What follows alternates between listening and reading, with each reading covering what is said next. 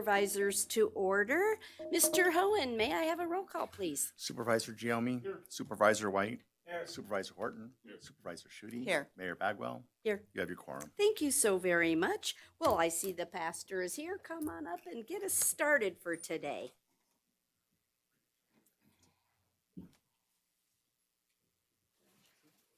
God, as this meeting begins, we are grateful for all of the hard work of everyone that makes this city an amazing place to live. God, I pray that you would bless them, keep them all safe.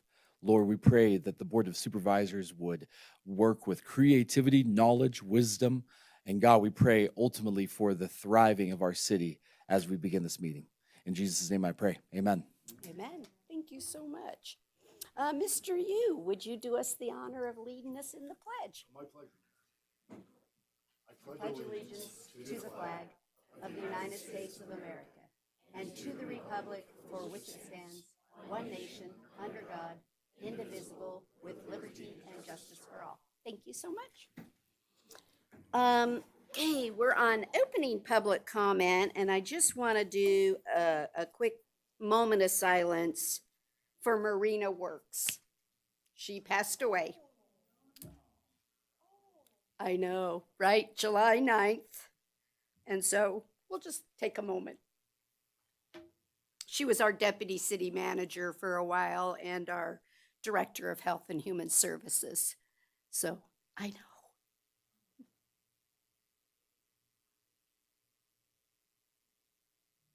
Okay, thank you so much. All right, for beginning public comment, it looks like I have Hope. You want to come up? Thank you, Mayor. Hope Sullivan, Director of Community and Economic Development. I want to talk again about Walkabout William Street. We have extended the deadline to the end of the month, July 31st, because we had 3 additional businesses join. We now have 26 businesses participating. So what this program is 26 businesses have identified one question each. And the only way to answer that question is to physically go to the business. You can't Google the answer. There are tons of prizes for folks who go to all 26 businesses. The 3 businesses that were added, you get bonus entries into the prizes. City employees can participate. I know my team said, are we allowed to participate? There's only 3 people who know the answers, including me. So if you're not one of those 3 people, you can answer. You can print out your answers if you'd like, and the treasurer says you can drop off the answers either at my office or in the green mailbox on Plaza Street. The prizes include things like Red Wing Shoes has provided gift certificates. There's 2 meals at China East, Starbucks coffee, free car washes at Surf Through. The website for anyone interested is carsoncity.gov/walkabout William Street. And again, we have extended the deadline. So that's why I wanted to speak to you. And I encourage everyone to please support the businesses on William Street. When construction is done, it's going to be fantastic. But during construction, it's really a challenge for the businesses. And it would be great if folks can get out there, visit them, and you can win some prizes. Thank you. Thank you so much. I also have Jed Block that is signed up for beginning.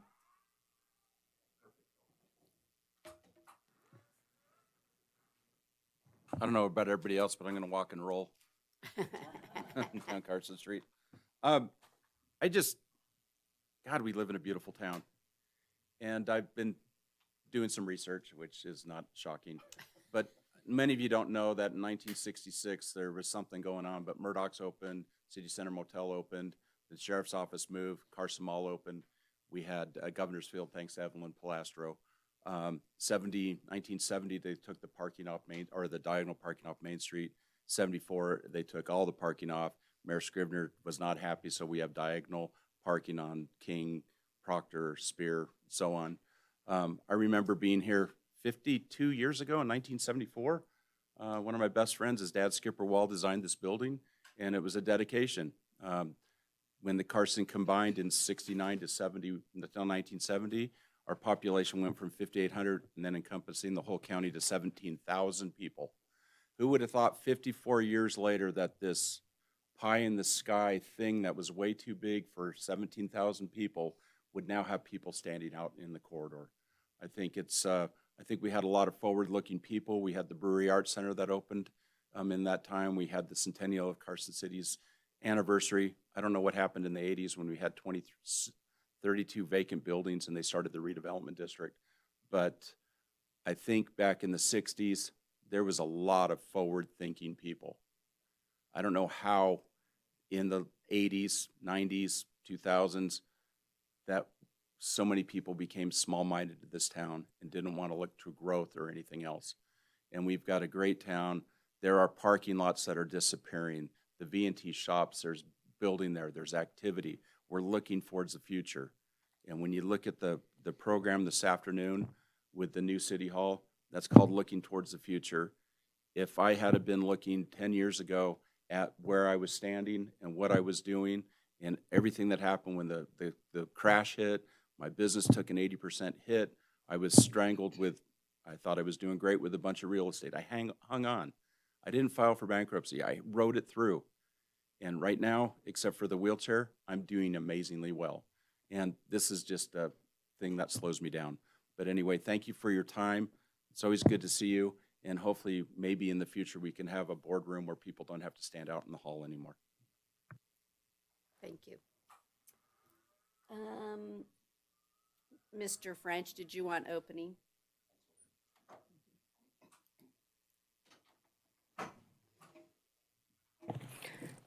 Denny French, I'm just basically, Carson City. Thank you, Mayor. I'm getting my balance a little off to a tough start, so this is my practice run. I have more to say later, but this is for social knowledge. Remember that there's a new tick in town. Also watch out for the snakes and the fire hazard in areas. Don't drive in areas and such. I know this is sort of a social impact deal. I'm with Judd. I think forward thinking is very important. And I'd like us to do that with consideration to communication. We can all have ideas, but unless we get together and discuss things, we can't really accumulate a sense of the community. And so I look towards having more interaction between our actions as a city and our actions with the public. It should be one thing. Thank you. I don't have anyone else signed up for beginning public comment, but just in case you didn't realize, certainly. I usually make comments at the end and nobody's here, so I wanted to do this while everybody was here because I want to acknowledge city staff, city manager. You'll notice that I asked for some grace after we took all the art off the wall and we lost our rotating art gallery in here. I took a run at a wall mural and it didn't really fit the room. And so Glenn and I spoke and he came up with an idea to research some pictures. So I want to acknowledge that because I think it's great. Jed was just talking about history, and I think it's so important to connect our past through our present and into our future. And this is a great way to do it. These are really wonderful pictures. We had a lot to look through, hundreds of pictures to look through, but this is a great, in my mind, representation from Stewart to the bicycles, the river, Capitol building, and of course the V&T. So just want to thank you for that. And at some point, if you're interested, you want to go up, take a look, feel free to do so. But we have more coming, so that's the past. A little teaser of the future. We're kind of looking at doing some more contemporary color pictures in the rest of the room. So thank you, Glenn, Stephanie, those of you in the city who work on it. So appreciate it. Mr. Martell. Thank you, Mayor. Thank you, Supervisor Gioni. Appreciate that recognition. And just for the record, also would like to thank a part of the team. Public Works came in and hung those pictures for us. And also would like to thank the Stewart Indian School Culture Center. They participated in helping select the picture of the school to the left. And also our State Museum, Jen and her team down there gave us access to some of their files to pick the picture. So again, great team effort. Thank you. The most impressive thing may be the fact that they're hung perfectly, Darren. And so I have a few at home. If I could, borrow some of your, no, I can't do that. But it's nicely done. Thank you. Perfect. Okay, I don't have anyone else. Okay, then we're going to move on with the agenda, and we're going to go to item 6A, which is our June 18th minutes. Did I have any corrections or changes? I'll accept a motion for approval. I move to approve the board meeting minutes for the Carson City Board of Supervisors from the 18th of June, 2026 as presented. I have a motion and a second. All those in favor, please say aye. Aye. Aye. Any opposed, say no. Let the record reflect it was unanimous. Thank you. Will you join me on the floor, please? And we'll do our length of service certificates. It looks like we have a few.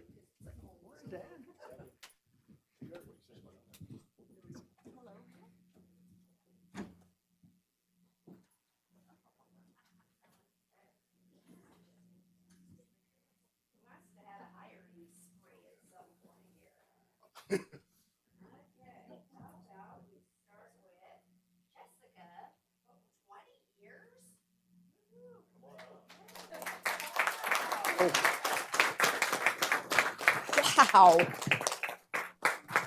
I was thinking it was a typo. I'm like, 20 years? Are you sure you're old enough? Yeah. I was just, that was my thought. 18 and 3 weeks. And 3 weeks. And you knew what you wanted to do. Look at that. I dare ask, that means she's young enough to say you could give us another 4. I'm going to quit asking. Thank you, Mayor. Jessica's had a remarkable 20-year career with the city. She's done some of the most stressful, challenging jobs that you can do for us. She's been an emergency dispatcher. She was a patrol deputy for the Carson City Sheriff's Office under Sheriff Ken Furlong. Talk about stressful. She's been a juvenile probation officer, and now, of course, she's a deputy marshal with us, and she just does such a tremendous job. I'm pretty sure with her skill set, she could throw the robe on to excel at that too. But it's hard to pick out one particular skill with somebody who has such a wide range as Jessica. But what I know I appreciate and all the judges appreciate is her work with jurors. We call in 90 people off the street on a Monday or Tuesday morning. It's not their best day. They'd rather be somewhere else doing something else. And they always walk away with a good experience thanks to Jessica. And I'll also mention Sergeant Malaya Gonzalez, but it's Jessica's day. So, but we do evaluations at the end of every jury trial, and we can count on 2 things. Number one, they're going to complain about the chairs. But the second thing we count on is they're going to be just overflowing with compliments about Jessica and the way that they were treated during their service, during that important service. So it speaks well of us, speaks well of Jessica, speaks well of Carson City. She rotates, she pinch hits for all the judges. So every judge has a bunch of Jessica stories, but I wanted to share my favorite. It was my first jury trial as a judge, and we had a difficult defendant. During pretrial hearings outside of the jury, he would not shut up. He would interrupt me. He would berate the prosecutor. He'd yell at his own attorney. And I'm just going through in my mind, how am I going to control this guy when we have a jury? And, are we going to put him in a different room with a live stream? Or am I going to hold him in contempt and throw him in jail? And believe it or not, fun fact, there is a statute that allows a judge to have a criminal defendant bound and gagged in the courtroom during the trial. So I'm thinking that's a great way to end up on CNN. Staying up nights, just really stressed out about this. Jessica comes to me the morning of the trial, and I won't mention his name, but she says, I don't think you're going to have to worry about Mr. So-and-so. I say, yeah, right. What'd you do, sedate him? But I go in there, and she's given him paper and crayons. And that guy didn't say a peep during the entire trial. He was an angel. And it was such a gentle, clever way to control a situation that I'll never forget. So we're really lucky to have somebody like Jessica with us, looking out for us, making sure everything's handled, and it always is. And I know I speak on behalf of the entire courthouse when I say we really appreciate you, Jessica. Thank you.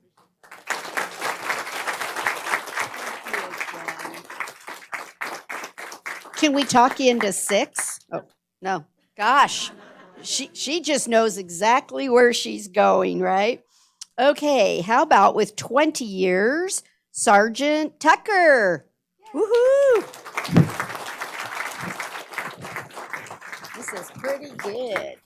Thank you so much for your service. It is so appreciated. Maybe he has a few words. Let's see how long I can talk. I hired you first. I found you. And then Allie stole her.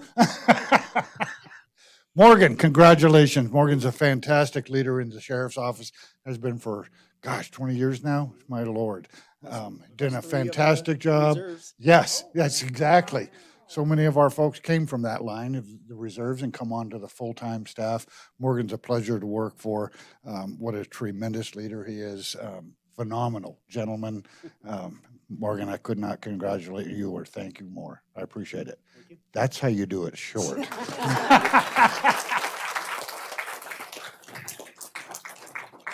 There's a little competition going on here.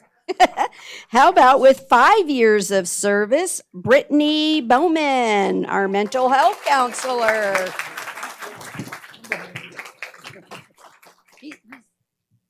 Oh, Lord. This one is special because she's a special person. Brittany is part of our mobile outreach teams. We have a number of them in the city, 3 that we work with. But Brittany is special because Brittany is a city employee. We work with other agencies and contract and services and agreements, but Brittany is our own child. And so she is special to this board in our appreciation for what she does. The one thing that is most fantastic about Brittany is I don't care what your mood is. She has a smile on her face, a laughter that is just so, I'm going to use the word infectious. It just goes. Brittany not only works with the MOST team, but she works with our crisis teams. She stands ready around the clock to engage in anything. Brittany, you're a fantastic add-on. Thanks to the board. Amazing, absolutely an amazing young lady. And now your speech. Thank you. He wasn't kidding when he said she was infectious. Hey, Brittany, come on down here. All right. Now, I just can't even believe this one's 15 years. It's like, wow. Suzanne Crawford, 15 years.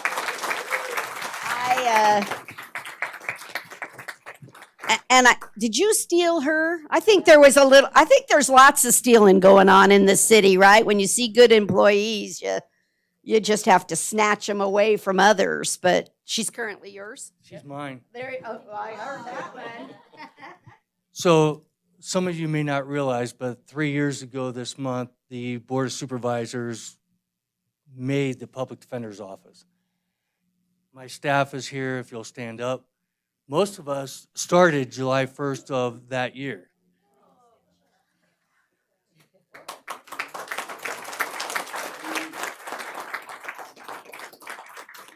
Suzanne, however, was still over at the DA's office working for Jason. And I can tell you from personal experience, having been in court 1,000 times, that Suzanne was beyond belief, ability to communicate with people of all socioeconomic groups. She was the victim coordinator for 14 years under Jason's tutelage. Then, for whatever reason, we had a vacancy and she applied to our office, and she brought that same vivacious personality from the DA's office and taking care of the victims to taking care of my staff, taking care of my clients, taking care of me. She is an integral part. She is the light at the end of the tunnel when we walk back in from court, having gotten our ass kicked in Jason's courtroom by Tyson and his group, right? She's got, like the sheriff said, she's got that infectious smile. She never had a bad day that I've known in the 6 years I've known her. So I am very, very thankful. I'm thankful for Jessica too, because she saved my ass once or twice too. The point is that this is all a team, okay? All of you are part of the city. All of you report to you. We all report to you, and we all thank you, and we thank Suzanne and the other people that have paved the way for us for the future. Suzanne, thank you.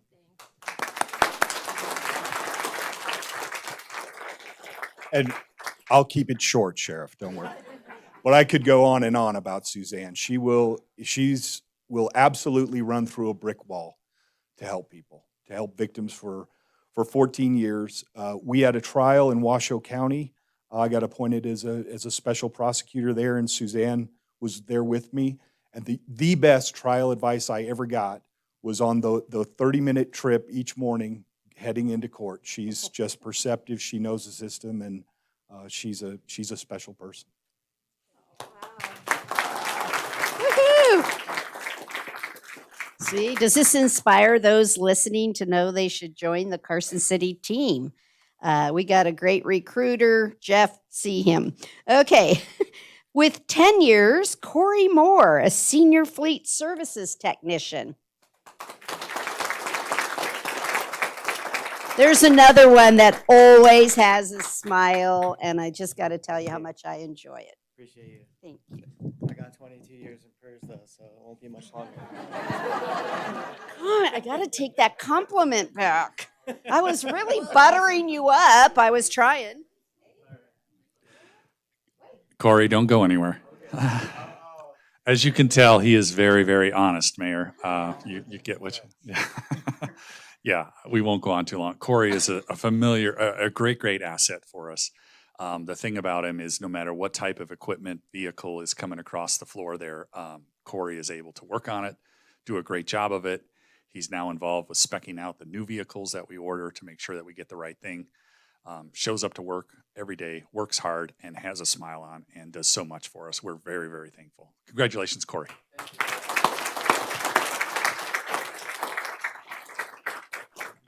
Okay, and Karen, I might not get this right. Kaluza? Am I close? Maybe? I tried. Our civil engineering with 5 years of service. Thank you so much. How much more do you have in PERS already? Oh, no, I don't have a lot in PERS. Oh. I got a long time left here. Oh, much better answer. Much better. This says 5, so 25. Hopefully. Oh, there you go. We got one out of all of them. Yeah, we'll be lucky if we can keep Karen here. She works on our engineering division, does a great job for us as an engineer, really pays attention to detail. Nothing gets out of her office, away from her desk, unless it is perfect. When that comes to public safety and designing projects, that's very important, obviously. So she does a great job of really paying attention to that. The other thing we really like about her is if the project, if there's something that's just not quite complete about it, it's not, she just stays on it and she will not release it until it's a complete project, everything is right. So we really appreciate that about Karen. So congratulations. Thank you, Karen.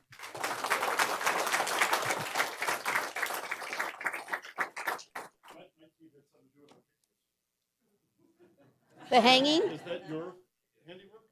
Well done. See? There you go. All right. Now, how about, last but not least, Franklin Lamoso? I didn't get that one right either. Lamoso? A park maintenance worker. 5 years. 5 years. You gonna 20 more? 50? Hopefully not. I like the hopefully on the front end of that comment. Thank you so much for all of you.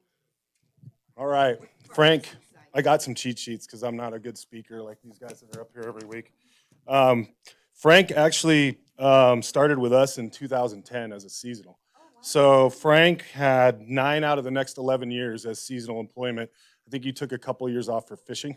I think that was literally what you did, yeah. Frank's like one of the last of the Mohicans for me. When I came 14 years ago, I think there's only, besides Navarro, there's only 2 others that are left, out of all of us. Frank became full-time 5 years ago, but Frank is He's our behind the scenes guy. And it couldn't be more true. Alana's looking for him. I don't know where Frank is. There's a guy with no hat next to Jen. I think that's him. Frank is the guy that always is behind the scenes, gets things done.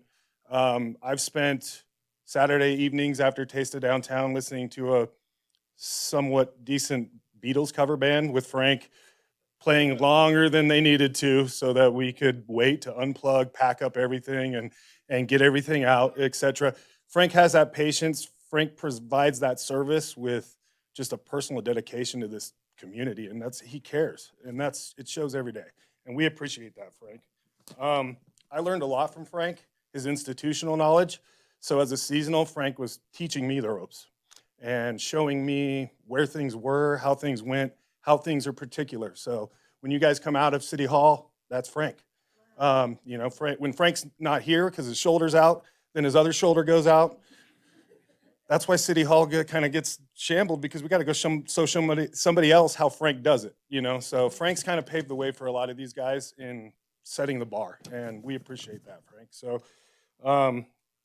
besides that, Frank, spends a lot of time rooting for a really poor choice in athletic teams with the Raiders and the A's, the two homeless teams that finally are ending up in Vegas, in Nevada. So good for you, Frank.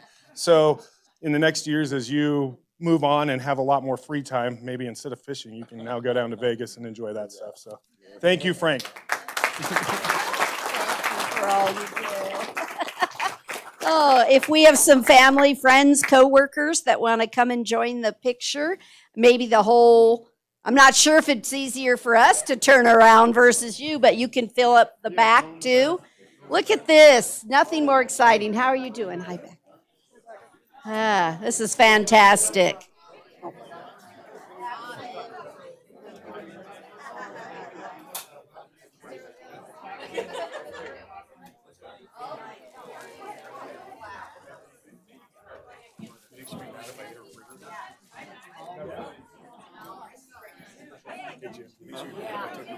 Oh. Underneath the mayor's last house.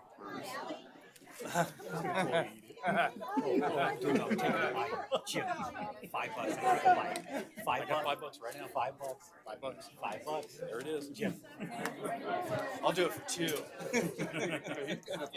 I know. Oh my God. That's a bet. I didn't see anything. I don't know. Oh, you can do it, that way. Deanna. Come on, show it. Dan! Hello.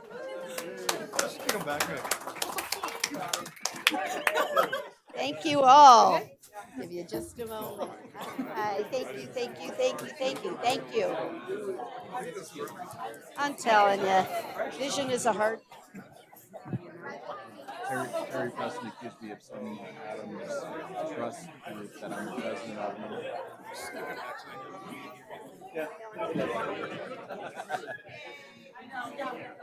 I just have to look.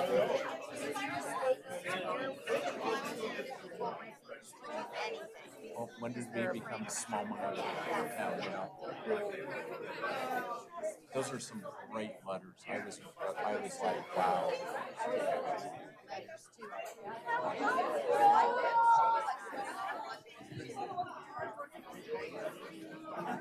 It only took me an hour and a half to write mine. I'm like, it's like, you think about it.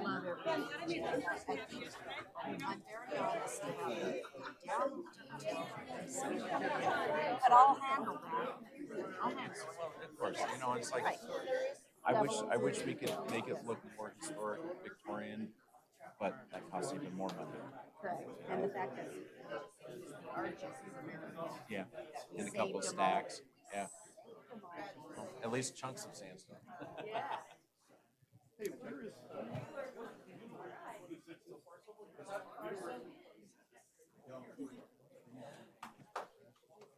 to try as hard as I can to get there. We'll see how the day. Yeah. But that's our intent. We told them that would be the afternoon, so we can make it.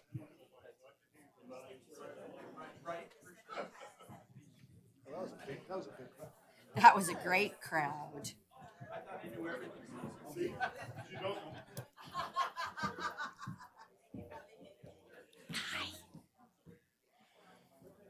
Okay, we're going to continue on with our agenda. We're ready for the consent agenda. Item 11A and 11C will be pulled for discussion. I didn't have any other requests, so Supervisor Giomi, the consent agenda, please. Move to approve the consent agenda consisting of item 8A, 9A, 10A, 11B, 11D, and 12A, all as presented. Second. Motion and a second. All those in favor, please say aye. Aye. Aye. Any opposed, say no. Let the record reflect it was unanimous. Okay, we're going to go on to agenda item 11A. This is possible action on a water line easement with Silver Oak and on Garth Richards Boulevard. Is Robert, who's going to take us through this one? There you go, hiding in the corner. There was a lot of people there. And good morning, Audrey.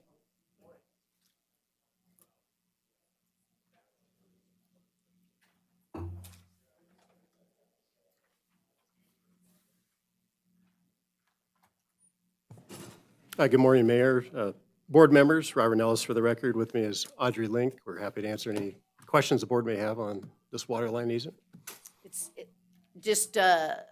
It's a normal process that happens when we have development. Why are we doing it? Just the highlight of a why. Do you want to take that? Morning, Board, Madam Mayor, Audrey Link for the record. So Silver Oak Apartments, there's going to be townhomes that are going to be built in that area.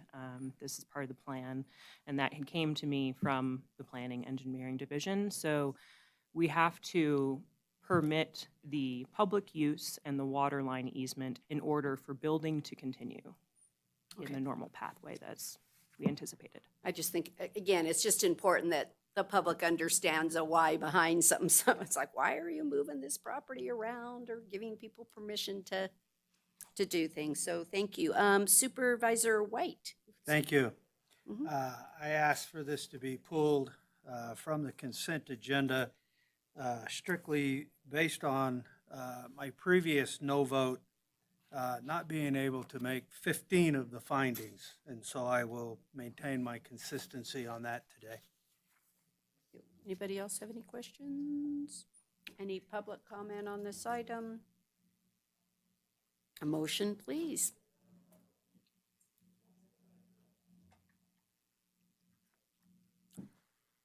Supervisor Horton? I move to accept, I move to approve the acceptance of the easement as presented. I second. I have a motion and a second for approval. All those in favor, please say aye. Aye. Aye. Any opposed, say no. No.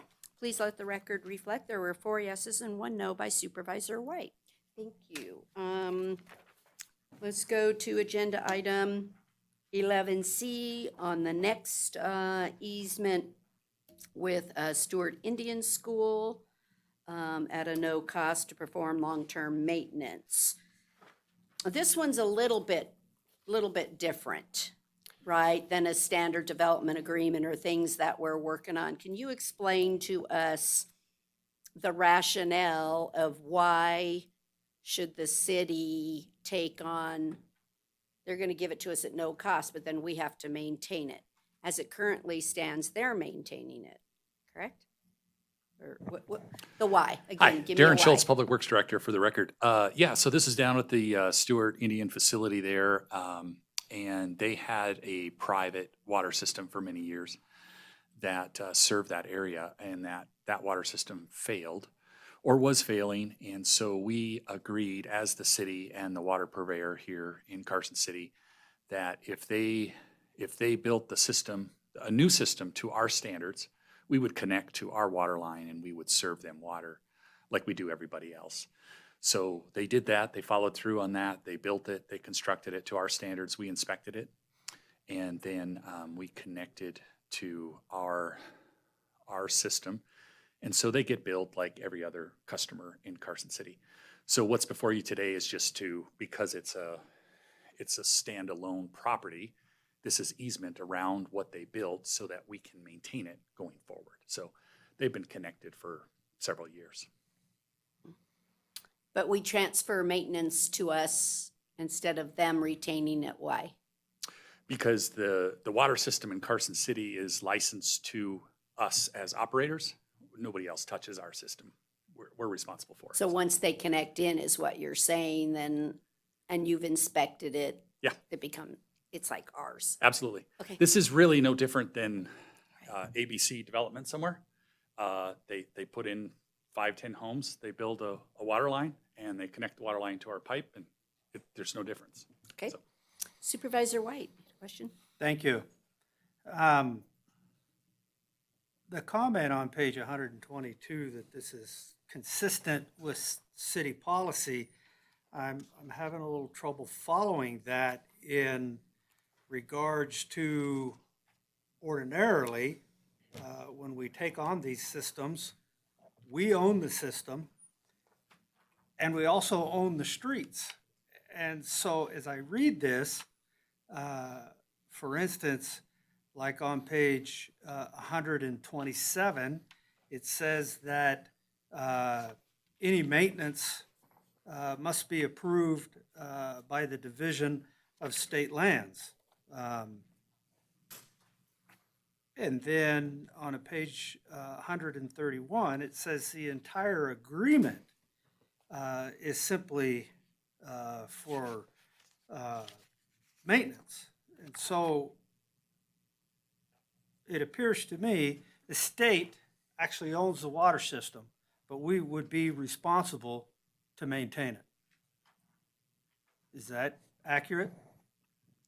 No, that was not the intent. We own the water system and we maintain it.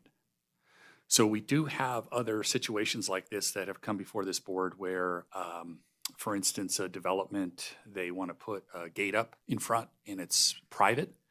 So they own, the HOA owns the streets, the sidewalks, all of that stuff. But we as a utility serve them water or wastewater. So very similar to this, they build it, we inspect it to our standards, we own it, and then they have to give us easements so that we can work on it. So it's not unusual that we do this. It is unusual where it's another government agency that we're serving.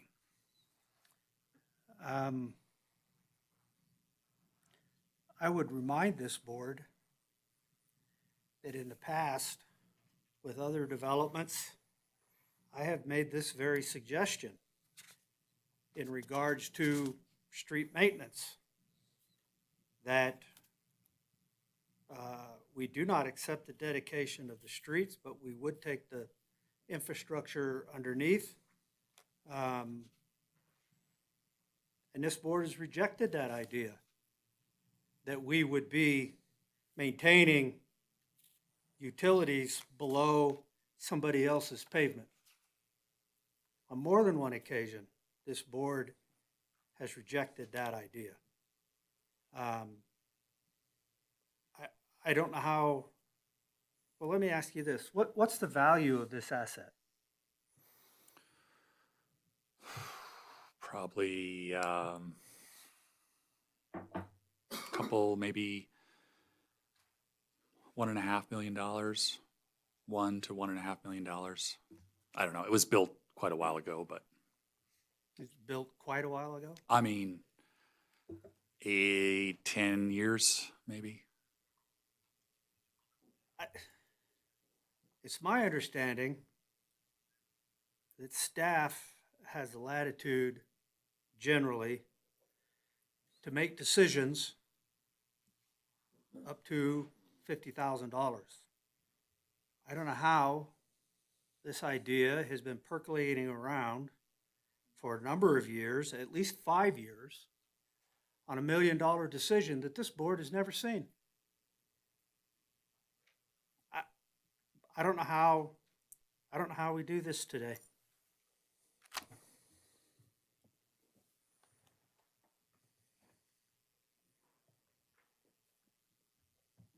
Can I ask a question? Yeah. Supervisor Darren, what's happened since it was installed to now? I mean, why has it taken 8 to 10 years to get to this point? And what have we been doing up And to it's, now? yeah, let me correct that. I think it's closer to 6 to 8 years. Okay. give or take. That's much better. But Still not yeah, great. it's our, let me find a word here. We've struggled to work with this division of the state in terms of easements and transferring things back and forth. So it's a timely process. So But when we connected, we have been responsible for that system providing water, and if any maintenance needed done, we just went and did it. Right. So it's more an issue of us trying to make it happen over the last 6 to 8 years and Correct. running into some issues at the state. Correct. And having worked with the state when I wore a different hat and worked for the city, I can understand that. So the value that you speak of was essentially an asset that was given to us by the state because we didn't pay for it. Right. So the $1 million was not our expenditure. Right. Yeah, It we was know a state expenditure. Yeah, we didn't spend any money Right. on the So system. we received an asset Correct. from the state Correct. of $1 million. Correct. Okay. Well, I'm working with. Hopefully, we can come up with an idea on helping us with the state, because we're looking at some legislation that we're going to try and go through. Because ultimately, and I'll just stand on the soapbox for a minute, the land that the state owns ultimately is not owned by the state any more than the land that we own is owned by us as an entity. It's owned by the constituency. It's owned by the people who live in this state. And it's the same people. The people that the state represent are the people that we represent. And the land that the state owns is the land of the people, just as our land. I mean, I'm not trying to sound too high horseish, but it's just that simple to me. And I really don't understand why the state struggles to comprehend that we're serving the same citizenry, we're serving the same community. And they continue to cause problems for those of us who deliver the service to the people at the closest level. So, off the soapbox. Supervisor White. One more question that just now came to mind. Very recently, the BIA has built a new housing project down there right across the street from the Stewart Indian School. So I'm wondering, are we being put in a position that we take ownership of that water system, but not the roads? Yes, that new work that's done along Snyder, those Yeah. houses. Yeah, those houses are being served by Carson City Water. That's right. So the last I remember, our water main went to the property line, and BIA was going to own everything else within that housing project. Is that not true? My recollection is that we own the water system and maintain it, just similar to other parts of town that are owned by the colony, that sort of stuff. We manage and maintain the utility systems. So I can double check that down there. I don't expect it to be any different, but that's my understanding. I think you should check on that because that seems like that was one of the things that concerned me to begin with. Okay. It would be, you can't run or maintain or operate a water system in the state without, you have to have license and operators, and there's a whole thing. So most people want nothing to do with that. So I know for a fact that the tribe doesn't do that. They don't operate their own systems. So but the particulars to some of your questions I don't have today. Okay. Thank you. So what if we don't approve this? What happens? Well, then basically if, something, a pipe fails or something, we don't have a right to go work on it because it's not our land. But I mean, we probably would anyway, right? I guess that's really what my question is. We've probably been doing it, and this is actually the formalizing Oh, for of sure. the agreement. I think sure. it's important, right? It's not that they did it 6 years ago and suddenly they're hoisting a cost onto us. It's all along, we knew they had a failed water system that they had to update. And we've been a partner or a piece of that with the will serve for water to it from the beginning. Absolutely. And so it's a paperwork trail. And what I want to do is kind of just make sure it's what we would be doing anyway. I'm not accepting some state liability. No. And that's what's important to me. And I think Supervisor Giomi said it right. I've been working really hard with the governor's team on what I call shared constituency. And it's like, why do we have to struggle so much, and why does it take 5, 6, 7, 8, 10 years for us to resolve land issues with the state? And this is a good example of why are we here 6 or 7 years later? It should have been dealt with a little bit quicker, but I'll just say that, a little bit quicker. That we So, deal with. Yes, Supervisor Horton. The easement simply provides us All right. instant or quicker access in order to make a repair or to maintain the system as we need to. It doesn't commit us to anything other than that. And quite honestly, we have them all over the place. This is not uncommon at all. It's the right thing to do in that circumstance. And if you don't have the easement, that works too. It's just 1,000 times more difficult to access the facility because you have to go through all the red tape while they're out of water, while nobody's comfortable about it, right? Makes it a big pain in the rear. The easement simplifies it. And it's not like we're going to go in there and maintain all of their roads, their flower beds, whatever's in the way, curb gutter and all that. This just gives us the right to access it so we can maintenance it, repair it, put it back together, patch our hole and move along. Keep going. It's a simple thing. Keeping water flowing. Yeah, I mean, the item that you heard before this, these are really almost the same. I mean, one's the colony and one's a developer, but in terms of what we're doing here, it's the same thing. Well, and I will say this, years ago, I probably predates most people in here, we did this exact same thing right in the middle of town. The state had their own water system right through the middle of Carson. Yeah. And we connected it to the city system, and it became ours. And I mean, that happened in the 80s, so we have done this before. Perfect. Okay, is there any public comment on this item? Then I'll bring it up for a motion. Supervisor Giomi. Move to approve acceptance of the easement as presented. I second. Have a motion and a second for approval. All those in favor, please say aye. Aye. Those opposed, say no. No.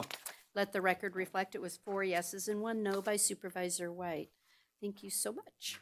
Thank you. Okay, we're now on to agenda item 14A, and I saw my friend Bob Lucy in the house. Yeah. Get in the hot seat, Bob. Come on up. All right, and then and Cameron. All right, so agenda item 14A for those.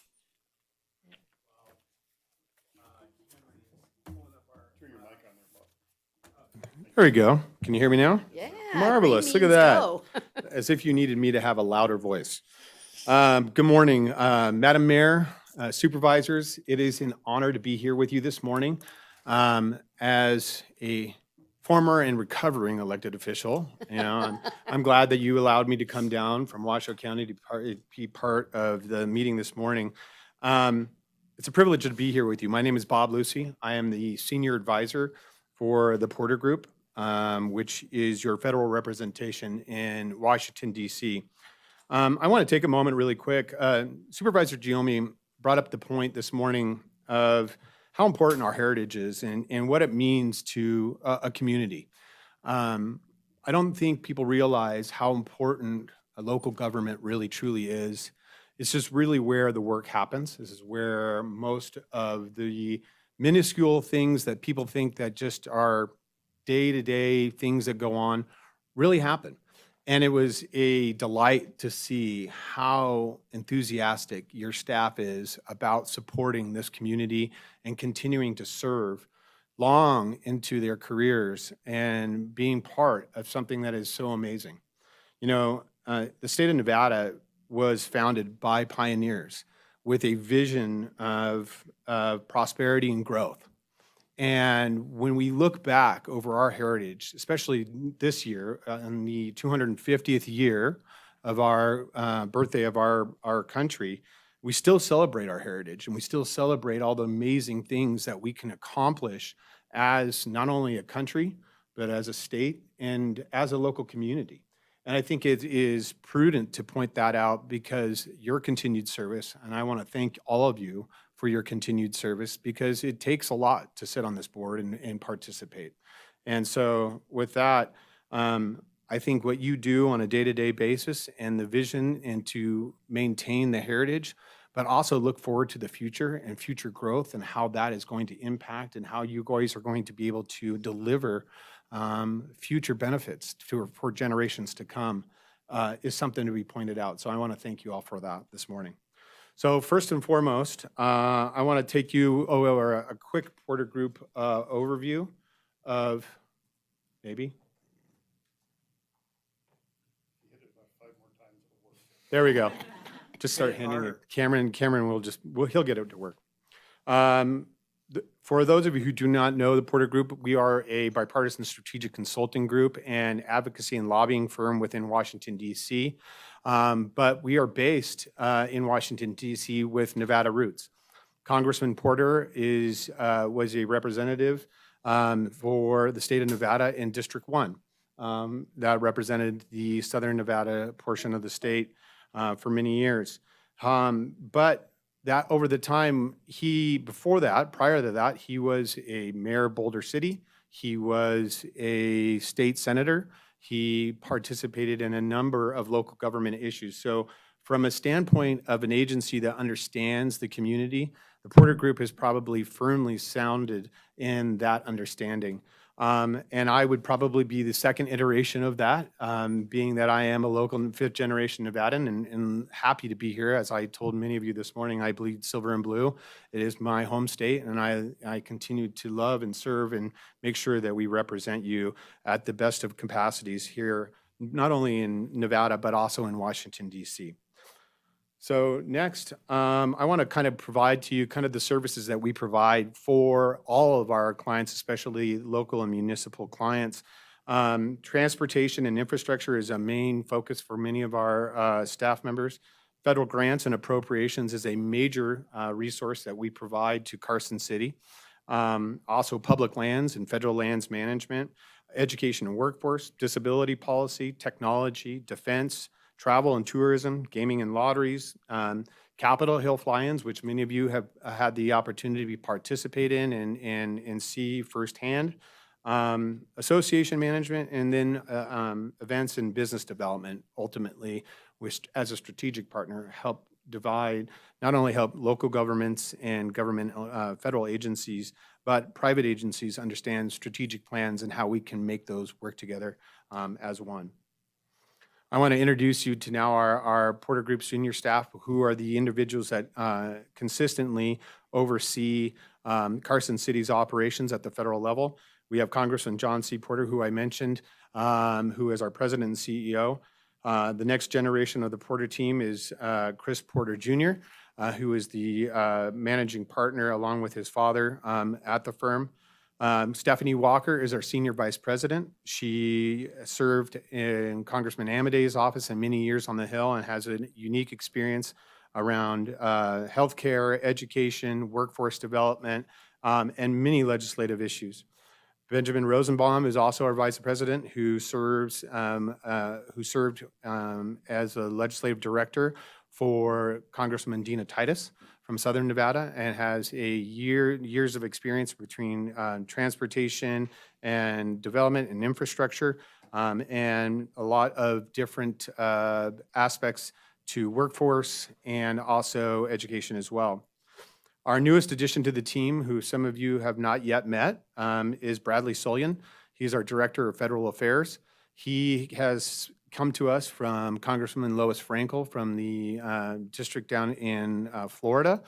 He has 14 years on the Hill serving under Congresswoman Frankel, doing solely appropriations for her office, and has a wide range of understanding about the federal appropriations process and also the congressional district's funding projects. And then myself, Bob Lucy, is your Director of Policy and Advocacy. And I could spend all day on how cool I am, but I will refrain from that and allow you. Was that your high school picture? Oh, Was that? Stacy, I'm not going to take that. I'm Okay. going to just move on. I'm still very young. You caused a lot of this gray, I want to point out. So I want to move into the first really topic of importance that I feel is prudent for you and for this board and for many of the staff members that have worked on it, the Carson City Public Lands Correction Act. When we drafted this last week and submitted this to staff for your approval, this was the information we had at the time in regards to where we are. Currently, the bill has passed out of committee as of March 2026. Senator Rosen is currently awaiting a CBO or a Congressional Budget Office score, which determines the cost of the bill and is required for them to procedurally move this bill forward, basically as a rapid fire vote versus having it to go to a floor discussion, which gives us more of a streamlined process to hopefully approve this by the end of this Congress. This speeds up that consideration, and that hopefully the bill will pass without any floor debate or any objection as long as the other senators. And then concurrently working with Congressman Amadei's office, we'll be ready to push this bill through the House as soon as it passes through the Senate. One update I do want to provide for you that I just got about 5 minutes ago is that the Northern Nevada Lands Bill, which is separate from the Carson City Public Land Correction Act, which has been carried by Congressman Amadei, did pass out of Natural Resources Committee yesterday, which is fantastic, which is another huge win for Carson City because there are pieces of Carson City and Fernley within that Northern Nevada Lands Bill as well. So hopefully by the end of this Congress, we'll have some major wins as it pertains to public lands management and our Correction Act by the end of this Congress. You're on the record, Bob. We got that. I'm working hard for you. I'm working hard for you. I promise Hold you to it. All right. So some other major federal news that I wanted to, as I just brought up, is the Northern Nevada Lands Bill. This is important for Congressman Amadei prior to his retirement. As we heard this morning, there has been major move forward on his bill, which is fantastic. And hopefully we will see either that be streamlined with Speaker Johnson and basically hotline the same as the Carson Public Corrections Act would be as well, just on the House side. And some other things that have been a hot topic for individuals to discuss within there is obviously the Republicans have used the reconciliation process to fund ICE, and Border Control portions of the Department of Homeland Security budget through the end of the president's term.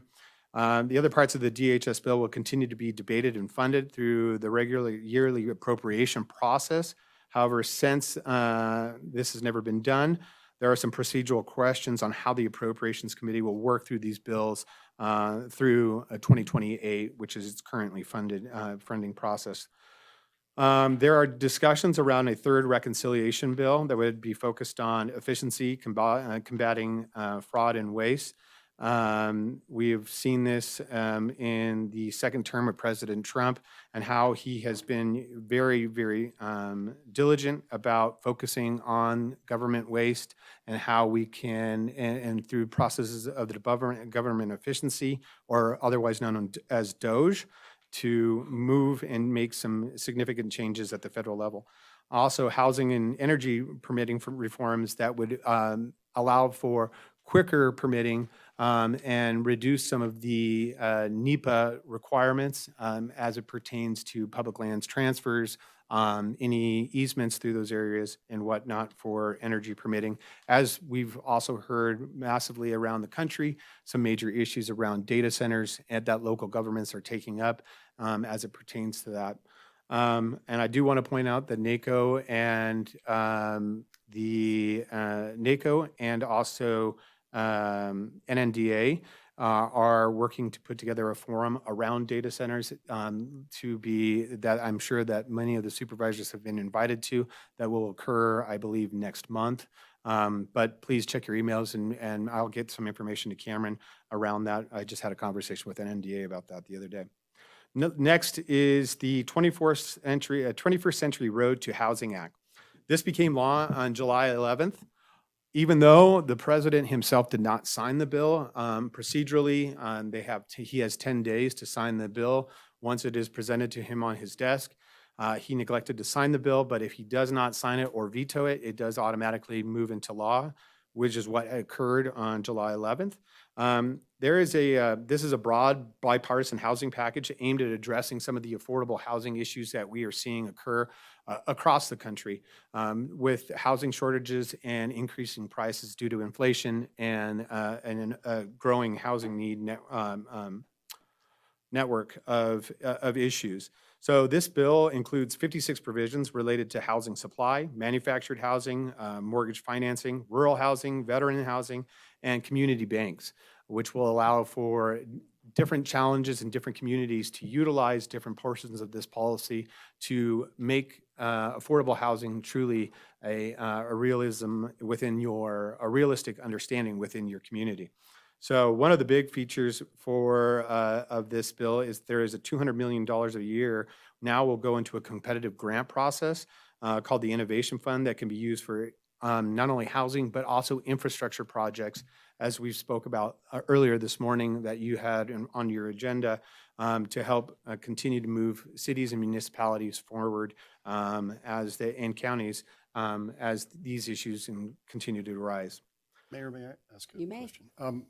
Bob, on that note, and I guess, have you heard any thoughts on how that might practically flow down to local governments? And if you don't have the answer now, maybe that'd be something you can. No, I sort of keep your actually radar on. brought a briefing this morning in regards to that. Now, there are, like as I said, there are 56 different provisions within this bill.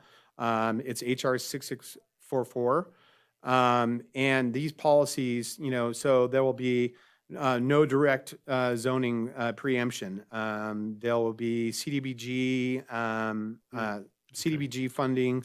There will be CDBG and home will get more flexible, allowing new construction and new construction eligible, infrastructure adjacent spending allowed. And there's also more conditioned to local housing production. Okay. The environmental review will be substantially streamlined for smaller scale developments and infill housing that will be financed through HUD, CDBG, and home. There will be an increase to the CDBG Disaster Relief Fund that has a 3-year sunset. Homelessness systems there will be more funding for homelessness systems. Manufacturing housing will get federal parity push as they continue to allow for more of those that will be very helpful to some of our rural communities. It's a first of its kind federal cap on corporate single family home buying. So no longer purchasing for major corporations of VRBOs. There will be some restrictions on that. So inventory within communities may not be gobbled up, which will drive the economic challenges for that. So there are some major challenges, and what I'll do is I will send the briefing over to Cameron and have him distribute it. It's about 10 pages that you can read through. It has some details both around incentives for affordable housing, which is I spoke about, which is the Innovation Fund, changes to regulation and regulations and building and municipal codes for enforcement. And so there will be some changes there. Land use policy and zoning. There will be changes in those with this law. Homelessness programs, which I spoke to, and then changes to federal programs that fund state and local governments, will also see increases in their ability to go after CDBG funding and grant opportunities to help relieve some of that stresses that you find yourself in during budget season for infrastructure needs. As I spoke to the manufactured housing, and then you have issues. Then you have provisions around lending and appraisals for community banks and smaller banks to have smaller dollar loan initiatives that they can proceed with. So there will be some definite direct benefit. Thank you. Thank you. You're welcome. All right, let me move back to my slide here. So I want to go to now some of the good news, the successes that we have been able to procure since our representation of Carson City. Now, I can't take credit for all of these prior to my tenure with the Porter Group, but as you can see, this is just a quick slide showing you of the CPFs that we have requested over the years from fiscal year 24 on through starting. That should be. I'm sorry. The bottom side should be fiscal year 2022, not 2024. So 2022 through 2027. These are the awards that we have received to the tune of $15,811,000 directly to Carson City for your benefit. This year, in the fiscal year 27, we have applied for 3 CPS fundings. All 3 were approved and are moving forward in this year's budgetary bill, and will be going through appropriations.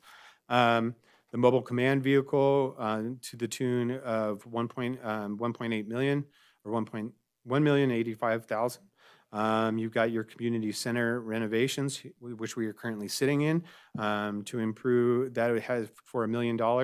That has been included in the House THUD bill, and the senators have selected the above projects as well, and also as well as the HHS elevator replacement for consideration as well. So all 3 requests have been honored and are moving through the appropriations process. And come November, December, hopefully we will know where we sit through the appropriations process and come back to staff with those award notices and let you know. And then by next July, we'll have that funding available for Carson City. And with that, that concludes my presentation, and I want to thank you for allowing me to come and present to you today and be part of this wonderful organization with Porter Group, but also part of, as your representative of Carson City. I feel like this is a second home for me, being that you are my closest neighbor to where I live. I feel like I'm halfway between there and Reno. So I love being down here and being with you, and I've had the honor to serve with many of you, and I really appreciate the opportunity. So I'm open for any questions you may have about the presentation or what we can do going forward for you as a Porter Group. Great. Does anyone have any questions or comments? You know, Bob, could you look over that last 6 years of those appropriations as to what other states or governmental entities received, and see if there's any common things that they tend to, like, I don't want to say fly through, but do well in Right. getting funded, to see if there's opportunities we might have to grab onto something we didn't think to ask for a federal appropriation. Absolutely. And so, Mayor Bagwell, I would like to point out that every year the CPF process, since they've done away with the old ways of congressional earmarks, this new process is that there are a few different funds that do well, and it depends on whether they're within the House or the Senate. For example, DOJ and THUD does very well in the Senate. Infrastructure, Department of Transportation does well in THUD is Transportation, Housing, and Urban Development. You have Commerce. You have a number of different bills or accounts that we can go and procure funding through. Now, every year, the Congress does change the rules. Usually we get guidance around March or April from the congressional office about how many counts are available, what those funds will be. This year, they did change the ask. Previous years, congressional members had the opportunity to ask for up to 40 different projects within their district. This year, it was restricted down to 20 projects. The senators in years past had up to 90 abilities for 90 projects each within the state. That has been restricted down to 75. Now, That's still high. and certain projects, certain accounts such as commerce, homelessness, housing and urban development, those all, education, all were very limited and have difficult challenges in regards to passing through. Correctional services obviously have challenges. Public safety is always one that is of prudence to Congress, and it usually does well. Infrastructure and structural projects, things tangible, are always really prudent within Congress, so they seem to do well, and we've seen year over year throughout. But I can give you a more detailed report around that and take a look, and Bradley and I will comb through it and see how projects this year were allocated and what they, kind of break it out for you. That would be wonderful. Again, I just want us to have an opportunity to not miss out on something that we could potentially Absolutely. obtain if we knew about it. Yeah, I think absolutely. we're all pretty smart and ask for good things, but there just might be a magic bullet Well, and somewhere in there, right? We go, hey, we never thought about asking for, but You're- look at that one got funded. Right, you're absolutely correct, Madam Mayor. There, a lot of the times, a lot of the challenges is that the lack of understanding, and it's not for a lack of communication. It's we just don't know the questions to ask sometimes, and so that we at the Porter Group make sure that you understand the needs that are out there and the availability. And you have a wonderful staff with county management, and your government affairs manager has been phenomenal to work with. And, when we find out those kind of niche paths for you, we want to make sure that we are communicating with Public Works, with the Sheriff's Office, with your Director of Human Services, anything that may be prudent and understand those projects. And I think that's really what's important for my role, is to be here locally and help understand really what your needs are and help you evaluate whether those are viable or not viable to move forward for congressional project spending. Perfect. Thank you so much. Anybody else? Yeah, my pleasure. Okay. Thank you again for coming. And Thank you so much for having me. just keep, next time I expect that report to say we're moving on to 17 million. It's just, Okay. I'm just going to make sure that ticker keeps growing. I'm going to That's just right. put it on an You're automation catching that just on. slowly, That's it right. just slowly grows for you, Okay. like Thank an you so investment much. fund, right? There you go. Yeah. Annual return. Well, thank you so Thank much. you. You guys have a wonderful day, and thank you for having me. Okay. Okay, we're gonna move on to agenda item 15A. This is a discussion on a contract with Universal Protection Services, dealing with armed security guards at the courthouse. I see the trio. Who's going to start us off on this one? Are you, Max? Okay, thank you so much.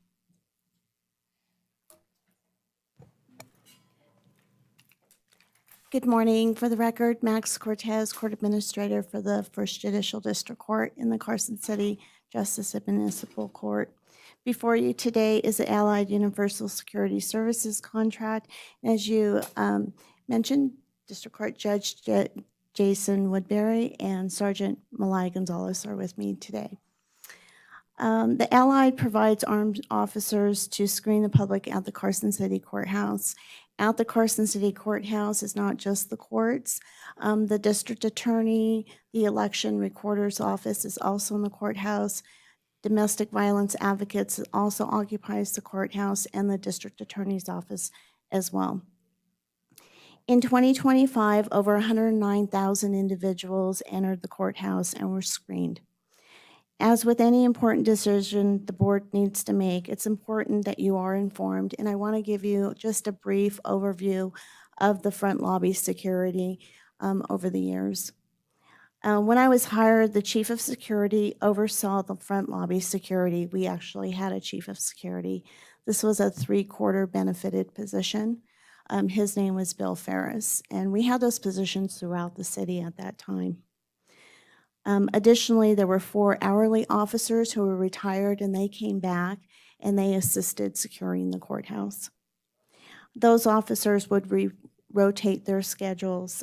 Bailiffs in the district court would assist screening the public at the front door when coverage was needed and when the court was dark. Those were easier times. That cost today would be $200,785.61, not including any incentives for education, longevity pay, physical fitness.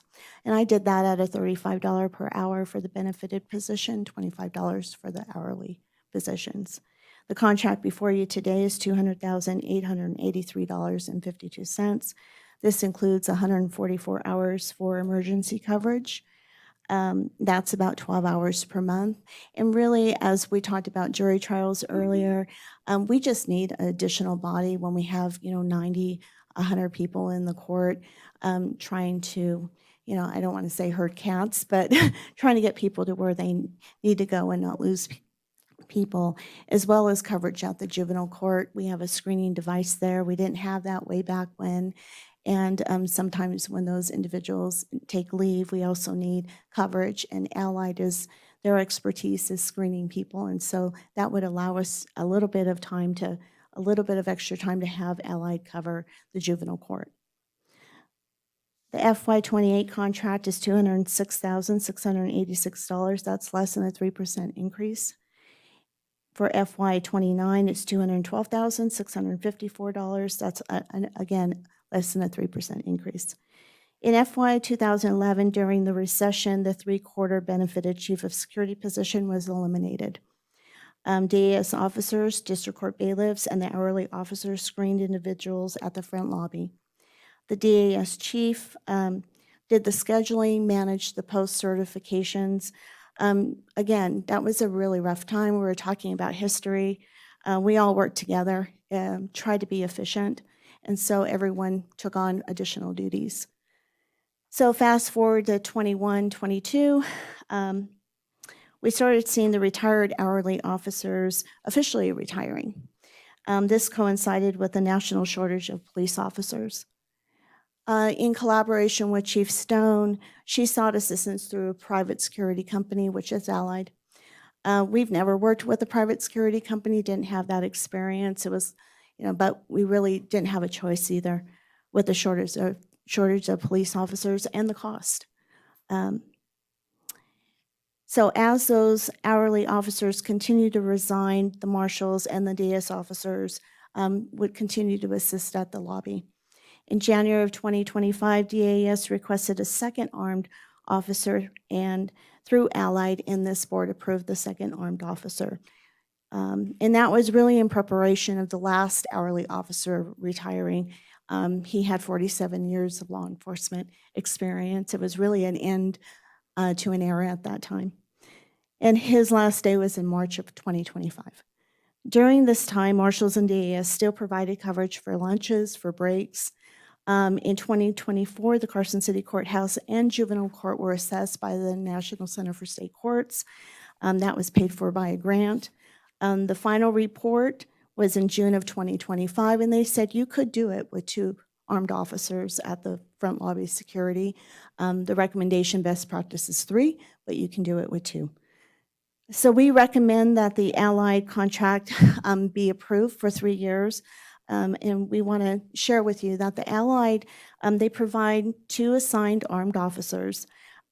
Those officers are specifically trained to screen the public, but also detect contraband. And you wouldn't believe it, but people actually try to bring contraband into the court, weapons and drugs, and just kind of you wouldn't think that people would do that, but they do.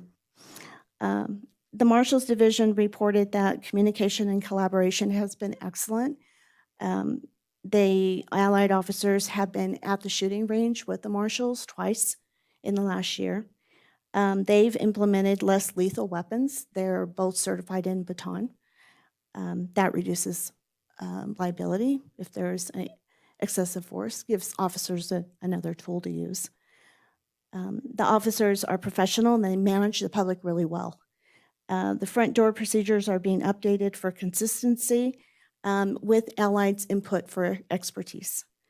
The contract covers paid lunches. This is less expensive than paying a marshal a paid lunch, and you don't have a marshal that's not eating through the day.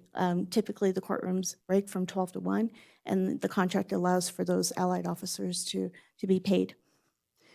My apologies for not requesting the additional $37,883 needed during the budget cycle.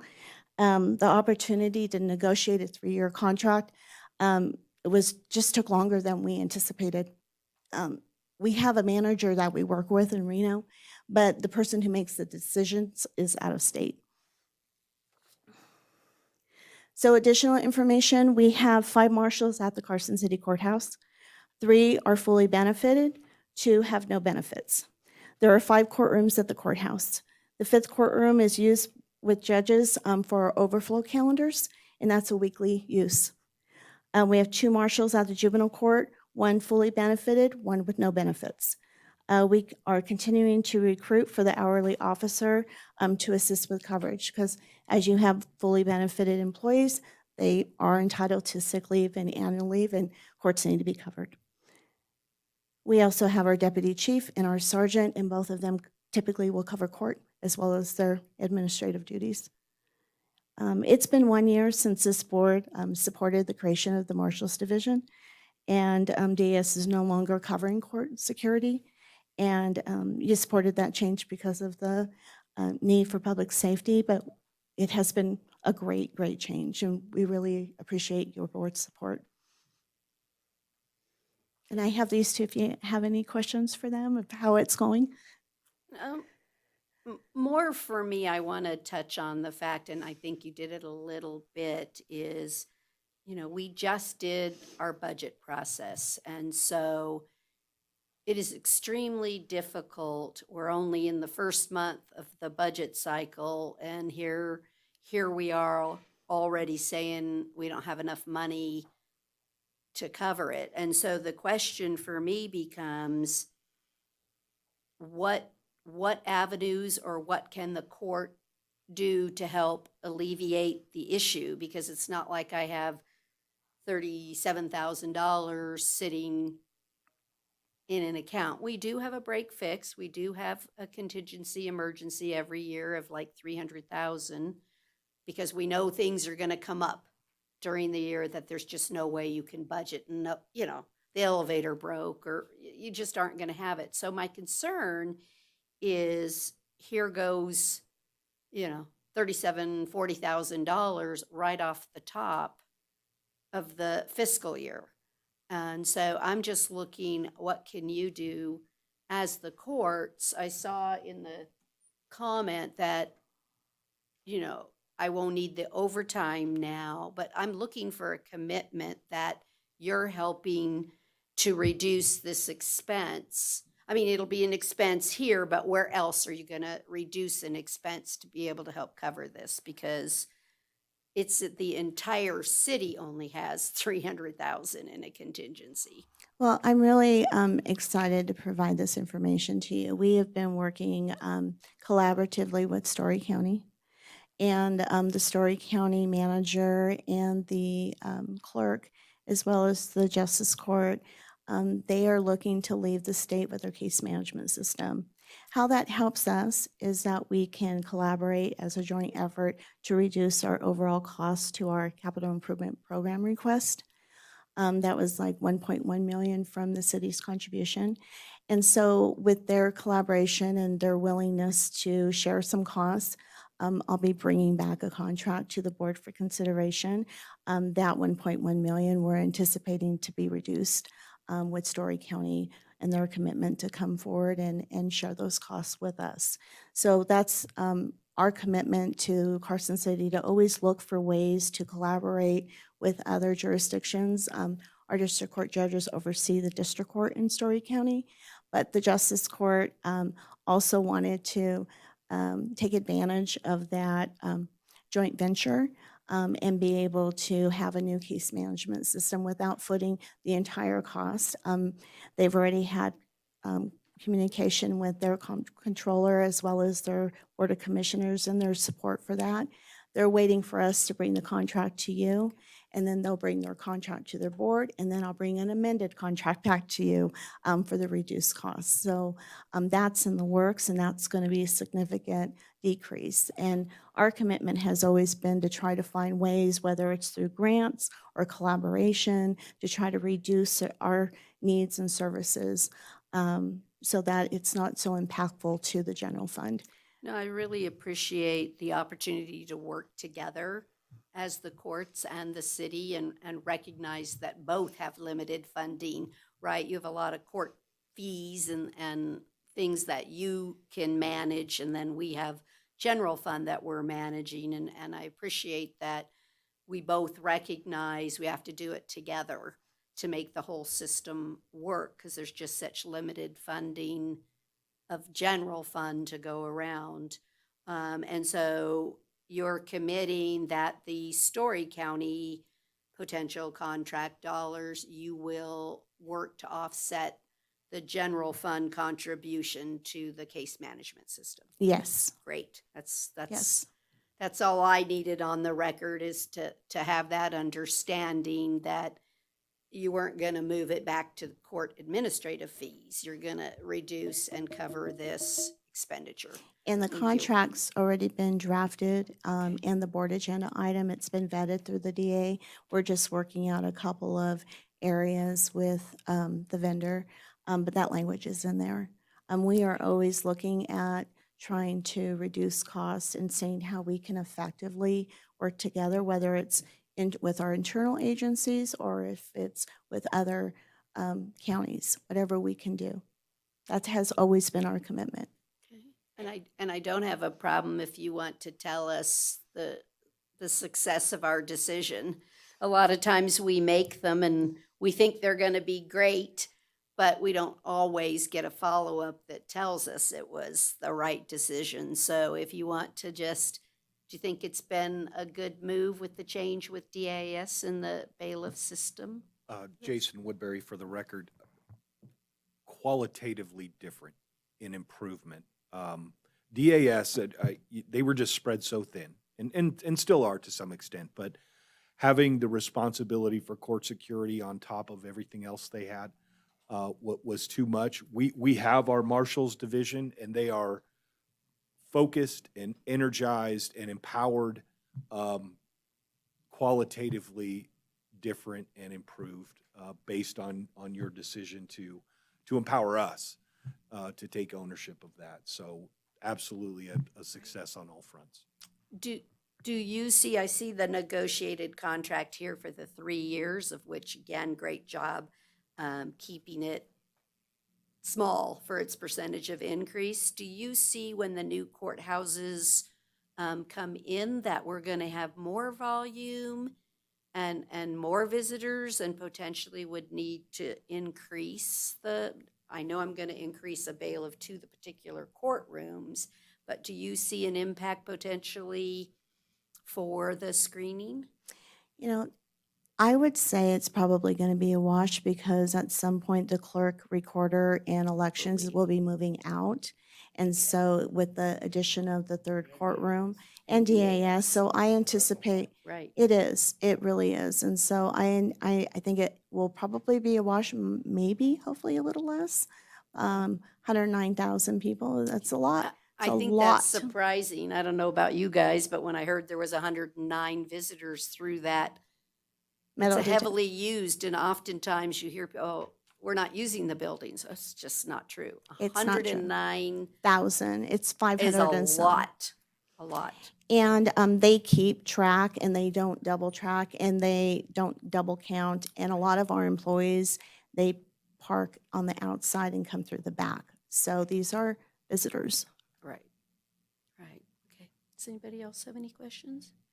Well, thank you so much. I really appreciate it. Is there any public comment on this item? No? Okay, I'll accept a motion.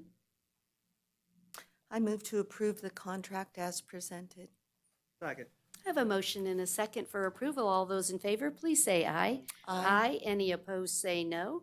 Thank you so much. Let the record reflect that was unanimous. Thank you for your hard work and Thank you. cooperation with us. I guess we've been Team Carson doing pretty good this year, so thank you. Okay, we're going to move on to agenda. Wait, does anyone need a break? A break? Let's take a quick recess there. We're in recess just for the facilities.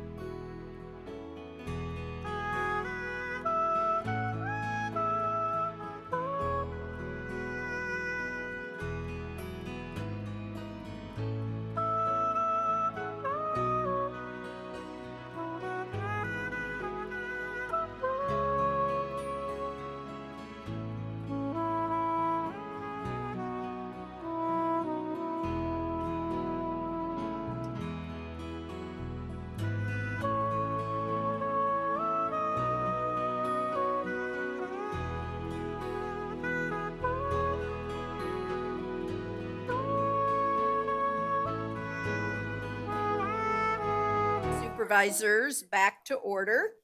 We're on agenda item 16A. This is discussion and possible action to complete some remediation plans and removals on our audit findings. I will do my disclosure. And somehow they're still long.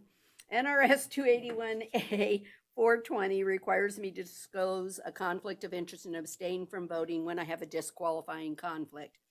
My son is a partner at Eide Bailey, and I have previously abstained from voting on the award of the contract to Eide Bailey as the city's internal auditor because I believed that the independence of judgment of a reasonable person in my position could be materially affected by my relationship with my son, who, although he does not have any direct involvement in Carson City audits, could in general be impacted as an employee with the awarding of the contract to his firm. Here, however, the contract has already been awarded. My son does not have any direct involvement in this audit, and the item before us now only involves procedural actions in considering the audit committee's recommendations for the closure of items where remediation was validated, potentially validated. Not all of them were. I make this disclosure in the interest of full transparency, but because taking action on this matter is a routine function, my independence of judgment is not affected by my relationship with my son, and also because NRS 281A 420 requires abstention only in clear cases. I do not have a disqualifying conflict and will be voting on this matter. Ms. Benaboo. Good morning. I probably talked more than you will. No. Maybe. So the audit committee had 2 meetings, one in May and one in June, and they are recommending 3 items for closure on our findings report. So I'd like to move to page 250. It's the first in your packet. First item. And this is our payroll processing. It took a minute to get this through the approval process. We do have the policy in place, and it was completed and recommended for closure. Next on page 251, please feel free to stop me if you have a question. On page 251 for our purchasing and contracts, this was a recommendation by the audit committee to update our policy. We actually had 2 refresher trainings on this, one on March 17th and one on March 24th. And lastly, they have a Teams group created so that those that could have policies can speak with Carol and ask questions, and it makes the contracts process flow a little more smoothly, more easily. So that one we'd like to ask for closure as well. And then on page 253, this is a newer audit just completed January of 26 for our asset management program. Hopefully you're all aware, I believe you were all here that day. I did bring the capital deletions to the May 21st, 2026 meeting and confirm that y'all want to hear it during the audit. So we'll do that going forward. So that one's completed too, and we're going to request closure on that one as well. If you have any questions, I'm happy to answer. Does any member have a question? I don't see any. Is there any public comment on this item? I'll accept a motion. Supervisor Schutte, you're on the audit committee. Would you like the pleasure? Woohoo! Yeah, there you go. No, Supervisor Giomi, though, is, Okay, I'll go ahead. I move to approve the completed remediation plans and remove the finding from the audit findings tracking summary report. second. I was just saying that you were eager to serve on audit committee. January, he goes, what? Yeah. All those in favor, please say aye. Aye. Aye. Opposed, say no. Please let the record reflect it was unanimous. We're now on to agenda item 16B, which is discussion and possible action for fiscal year 2027 audit work program and services. Guess what? I'm so sorry I apologize in advance that I must read this again because somebody tells me, no. Ditto. Yeah, ditto, right? When we have to do these, I know. NRS 281A 420 requires me to disclose a conflict of interest and abstain from voting when I have a disqualifying conflict. My son is a partner at Eide Bailey, I've previously abstained from voting on the award of the contract to Eide Bailey because I believed that the independence of judgment of a reasonable person in my position could be materially affected by the relationship with my son. He does not have any direct involvement in Carson City audits, but could in general be impacted as an employee by awarding of contracts to his firm. Here, however, the contract has already been awarded, and the item before us now only involves giving direction to the internal auditor by the board as a whole for the purpose of proceeding with certain audit projects that have been recommended. I make this disclosure in the interest of full transparency, but because taking action on this matter is a routine function, my independence of judgment is not affected by my relationship with my son, and also because NRS 281A.420 requires abstention only in clear cases. I do not have a disqualifying conflict and will be voting on this matter. Okay, Ms. Benaboo, what are we recommending? Thank you very much. And I do want to say the audit committee is very cool. So you should all want to participate in the audit committee. Yeah, I did my years. I think it's cool. So. She might Okay, be the so only one. this No, is Sorry. this is for our fiscal year 2027 internal audit plan. And so it starts on page 260 of your packet. That these first three items are very kind of stand alone and move forward every year. We have to have a risk assessment update to kind of figure out what we're going to do in the following year.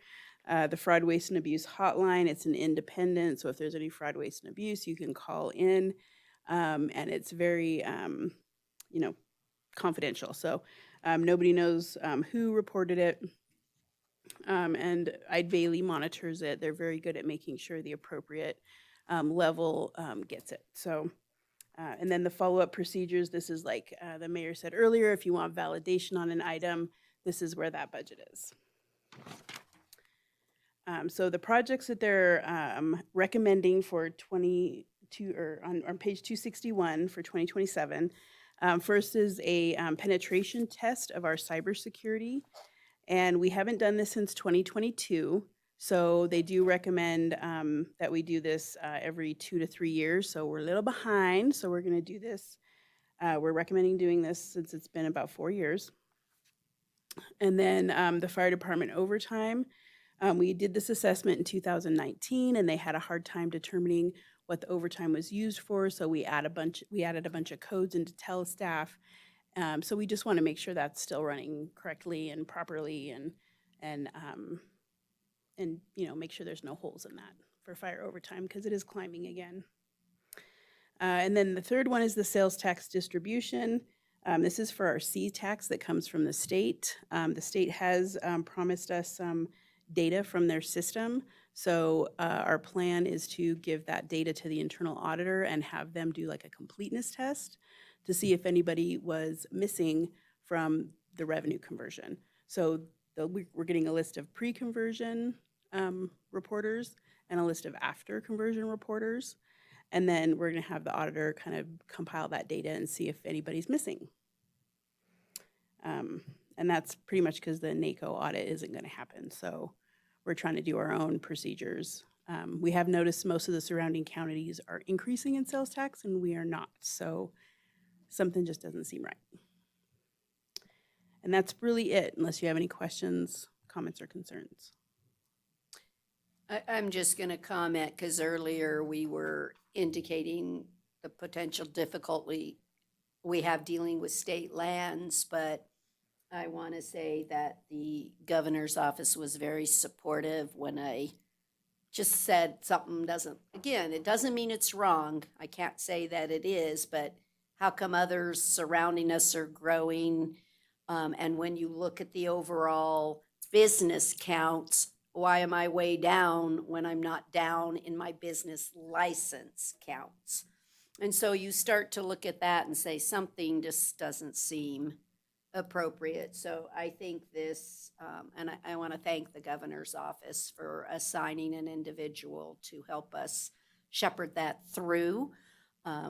So I want to give credit there where it's due. And I just think this is, I just want a level of comfort that somehow somebody didn't get coded to Douglas County or to Lyon County and they belong to us.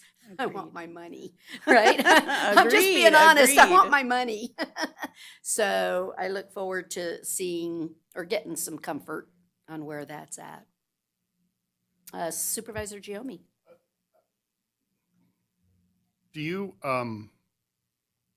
think I'd Bailey with the cooperation they need to make it meaningful? I guess that's a big, I mean, I'm not saying we shouldn't do it. I just, if we're going to do it, I hope it's meaningful and accurately reflective of what. So, I mean, do you think you think that can happen? I guess that's. I do. I think taxation is giving us the data Okay. for a year, Good. pre-revenue and post. implementation to after. Are they, And so they're then, anonymizing it or? They're going to do it by company, but Okay. we're kind of arguing about the company name right now because they don't want to provide the company name. They want to give us just an indicator number or something. So we'll see how it falls out, but they have agreed to give us the data. And so once we get that data, Bailey has, the system that they can toss it into and ask what's Right, missing. okay. And so, yeah, Thank you. I think definitely. I don't see any other questions. Is there any public comment on this item? Don't see any. I'll bring it back then for a motion. I move to direct Ide Bailey LLP to proceed with the fiscal year 2027 audit work program as discussed. I have a motion and a second for approval. All those in favor, please say aye. Aye. Aye. Any opposed, say no. Let the record reflect that was unanimous. Thank you so much. Okay, we're now on to agenda item 16C. This is our plan for our community development block grant for fiscal year 26-27. Yesenia, you're going to give us just a brief highlight? Yeah, of course. So in accordance with the federal uniform guidance to 24 CFR Part 91, Carson City must submit an annual plan in order to remain eligible to obtain CDBG funding directly from HUD. The annual plan is based upon the 2023-2028 consolidated plan. Carson City started its 4th year of the consolidated plan on July 1st, 2026. The annual plan provides a concise summary of actions, activities, and specific federal and non-federal resources that will be used to address priority needs and specific goals identified in the consolidated plan. The annual plan was published on the Carson City website on June 10th, 2026, and the Nevada Appeal also published a public notice on the same day inviting citizens to review and comment on the draft annual plan. The comment period was open for 30 days and closed on July 11th. The public notice also invited citizens to attend the July 16th, 2026 board meeting, and as of today, we have not received any public comments. Does any member have a question? No? Is there any public comment on this item? I'll accept a motion. Supervisor Giomi. I move to approve the FY 26-27 annual action plan as presented. I have a motion and a second for approval. All those in favor, please say aye. Aye. Any opposed, say no. Let the record reflect it was unanimous. Thank you so much for your hard work. Okay, I see someone in the house. Come on up, Matt. This is for discussion only. It's our presentation of our biannual report for our jail conditions. So we've got the sheriff and Matt that runs the jail. Lordy, lordy. How'd this happen? For the record, Sheriff Furlong, it's a pleasure to be here today. I would make Jerome, our undersheriff, do this today, kind of as a final SWAT out, as if we retire him here at the Broderick Center today. He's done a fantastic job. This event this afternoon at 2:30 is open to the public, and I want to thank Parks and Recreation, who really bent over backwards for us because of capacity constraints. And with that, I will turn it over to our future FBI National Academy student, let's call it that, Captain Matt Smith. When you go into the academy? I will be leaving in September. September. Yes, and then turnaround will be mid-December. So You'll be back. I expect to see a brick. I know, you did give me the luxury of coming back for Christmas, so I do get to see the family, at least for the holidays. I just want to quickly say thank you again for allowing me to come up. Again, my name is Matthew Smith, and I'm captain with the Carson City Sheriff's Office and currently overseeing the Division of Management for the Carson City Jail. Again, thank you again for the board for allowing me to come up and talk to you today. Well, today we're going to be talking about a State of the Jail report, which is our biannual report. Twice a year we do talk about this. I apologize, Stephanie, I forgot how to get it on full screen.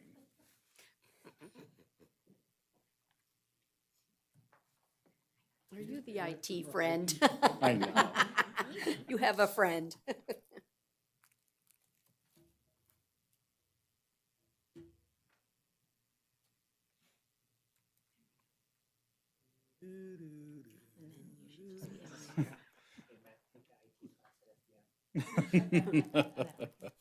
Yeah. They'll be covering this extensively at the academy. So I've been told. But I've also learned that asking for help and questions is easier than trying to fumble through things. Again, we're talking about this because NRS Chapter 211 sets forth that we do talk about this, the conditions within the jail, the programs, and the more important thing, which is outlined per that chapter, is in-custody deaths. Quick summary of what we're going to be talking about. Within the past 5 months, did sustain one inmate death, which occurred in January. We'll be going through that. Building maintenance, they did record 69 work requests in the calendar year, so starting in January. Currently, there are no outstanding building maintenance requests. We're going to be covering the integration of the new jail management system through Tyler. Also, we did do a exercise with the fire department, a joint exercise along with building maintenance, and it was regarding the jail evacuation as a training exercise. And also, we're going to be covering a little bit of our medical staff and the numbers we present as to consultations and regarding inmates in their health care. First thing is, again, building maintenance. The calendar year, January through May, 80 service requests were documented from July and through December of last year. We're at 69 right now. Currently, they've spent about 384 hours within our building recording and helping us in the building maintenance area. I can't appreciate them enough for what they do to help maintain the jail and keep it in good working order. So they do work very diligently within our jail. So I appreciate building maintenance for what they do in public works. I appreciate the board for allowing us to come forward with you guys last fiscal cycle to replace a couple of needed items within the jail. We were able to replace the freezer compressor, and we were also completely redid our outdated washers within the jail. So it's a vertical machine, a 55-pound capacity and a 40-pound capacity.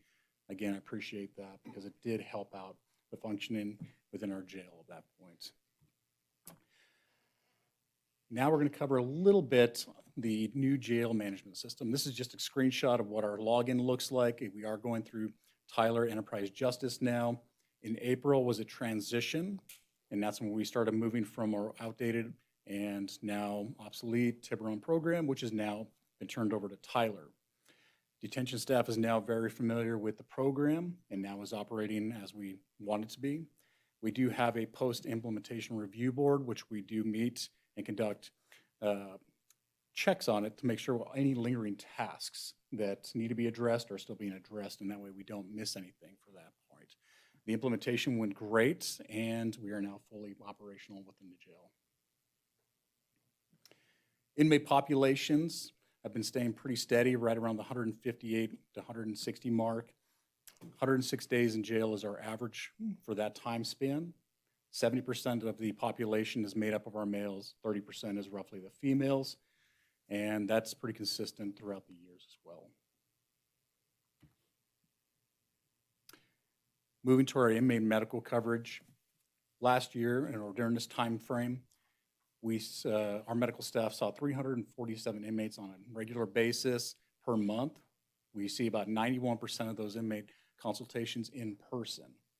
And all the remaining requests are handled through the kiosk. Inmate tickets doesn't mean they need to be seen in person. It's something we can address through the kiosk. So about 91% are addressed in person. The last remaining percentage is addressed through the kiosk, which doesn't need an in-person consultation. I'd like to touch on this a little bit is our APRN Shar, our medical staff and director for us in the jail. I really appreciate her steadfast commitment to the jail and her unwavering dedication to seeing and providing the best medical care within our jail as she can. And we do have one part-time nurse who does work 3 days a week. She recently, as of last week, retired. So we are in the process of hiring a new one to supplement our full-time staff. On average, we do have about 3 medical emergencies. What are medical emergencies? Well, medical emergencies are when somebody is recommended by SHAR or any medical staff, or even when they're after hours, that we notice that medical staff on site cannot treat this person. We have a great working relationship with the fire department. We make those notifications to the fire department. They respond down to the jail and transport to Carson, Tahoe, where we take over at that point. So those are the things the medical emergencies consist of. Now moving to our inmate death. This occurred on January 17th, 2026, around 1330 hours. Our control unit officer, they received a notification from the TR housing units that one of our incarcerated persons was having a difficulty breathing. He was in the shower at the time.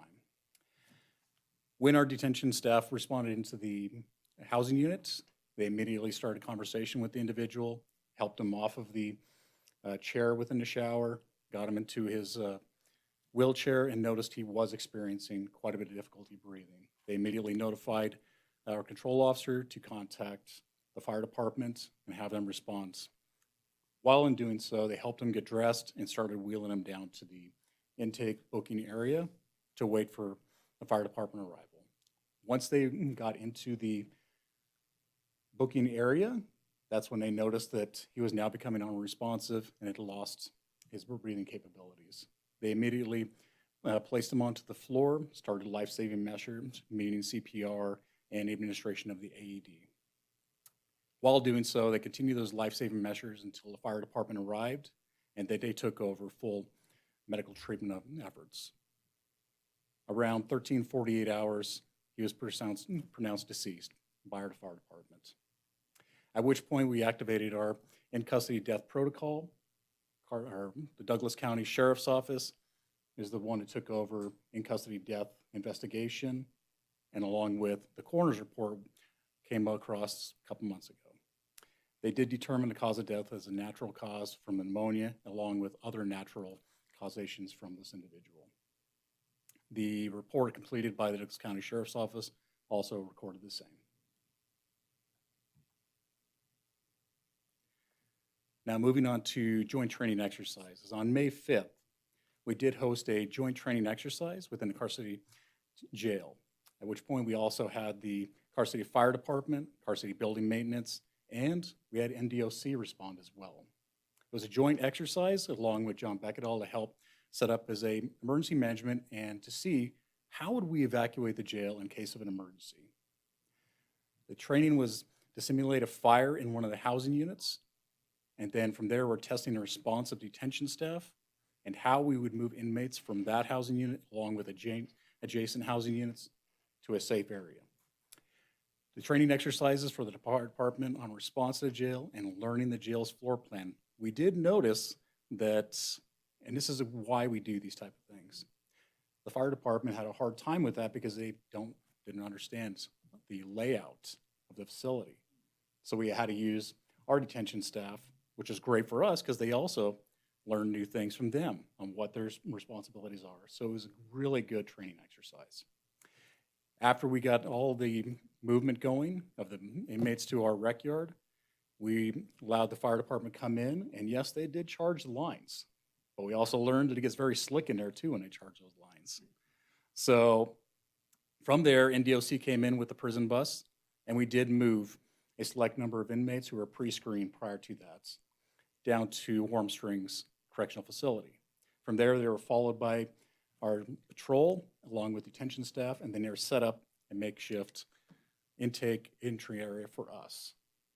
And then once we established that, once the fire department had finished their portion, we concluded the scenario, and then we debriefed the scenario. Overall, it was very positive interaction with all entities, and we learned some new things that we can implement and change. Matt, can I ask you a question on that training? Yes. So was sorry, got the hiccups.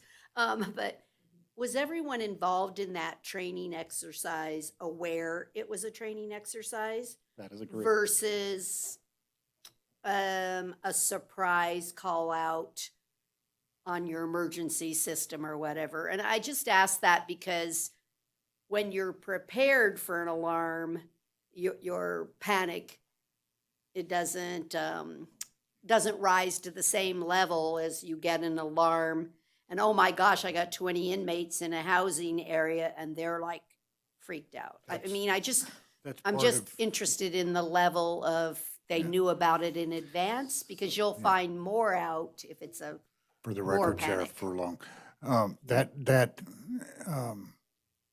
all of the people were notified and prepared, but the intent of the exercise is to make sure that when you do have these spontaneous emergencies, that everybody is already familiar with the responses, the capabilities, and the reactions that will take place.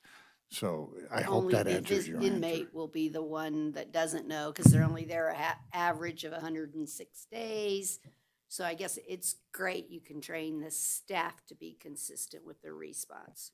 So yes, to kind of conclude what the sheriff said, yes, we did notify and we did plan accordingly for manning purposes, that they knew that an event was going to happen, but they didn't know the particular scenario that was going to happen. So they were prepared for, there was something, but they just didn't know what was going to happen. And what they did too, we did introduce little curveballs in between then. Oh, now we have a medical emergency happening at the same time as this is happening. So we threw those things in there because we're testing the level of the responsiveness. So yes, they knew a scenario was going to happen, but they did not know the particular assignment and what was going to happen with it. Because I know that when I looked up there and see that NDOC is not always going to have a bus available to take, depending on their own. I used to work there. I know how this one works. So I'm assuming it's also gives you an opportunity to find other alternatives to plug in, because you're not going to be able to make a call always over to Warm Springs and says, oh, yay, bring me a driver and a bus and come pick up. Correct, yes. Okay. That's the one that really, I'm like, wow. And it was good for them to participate.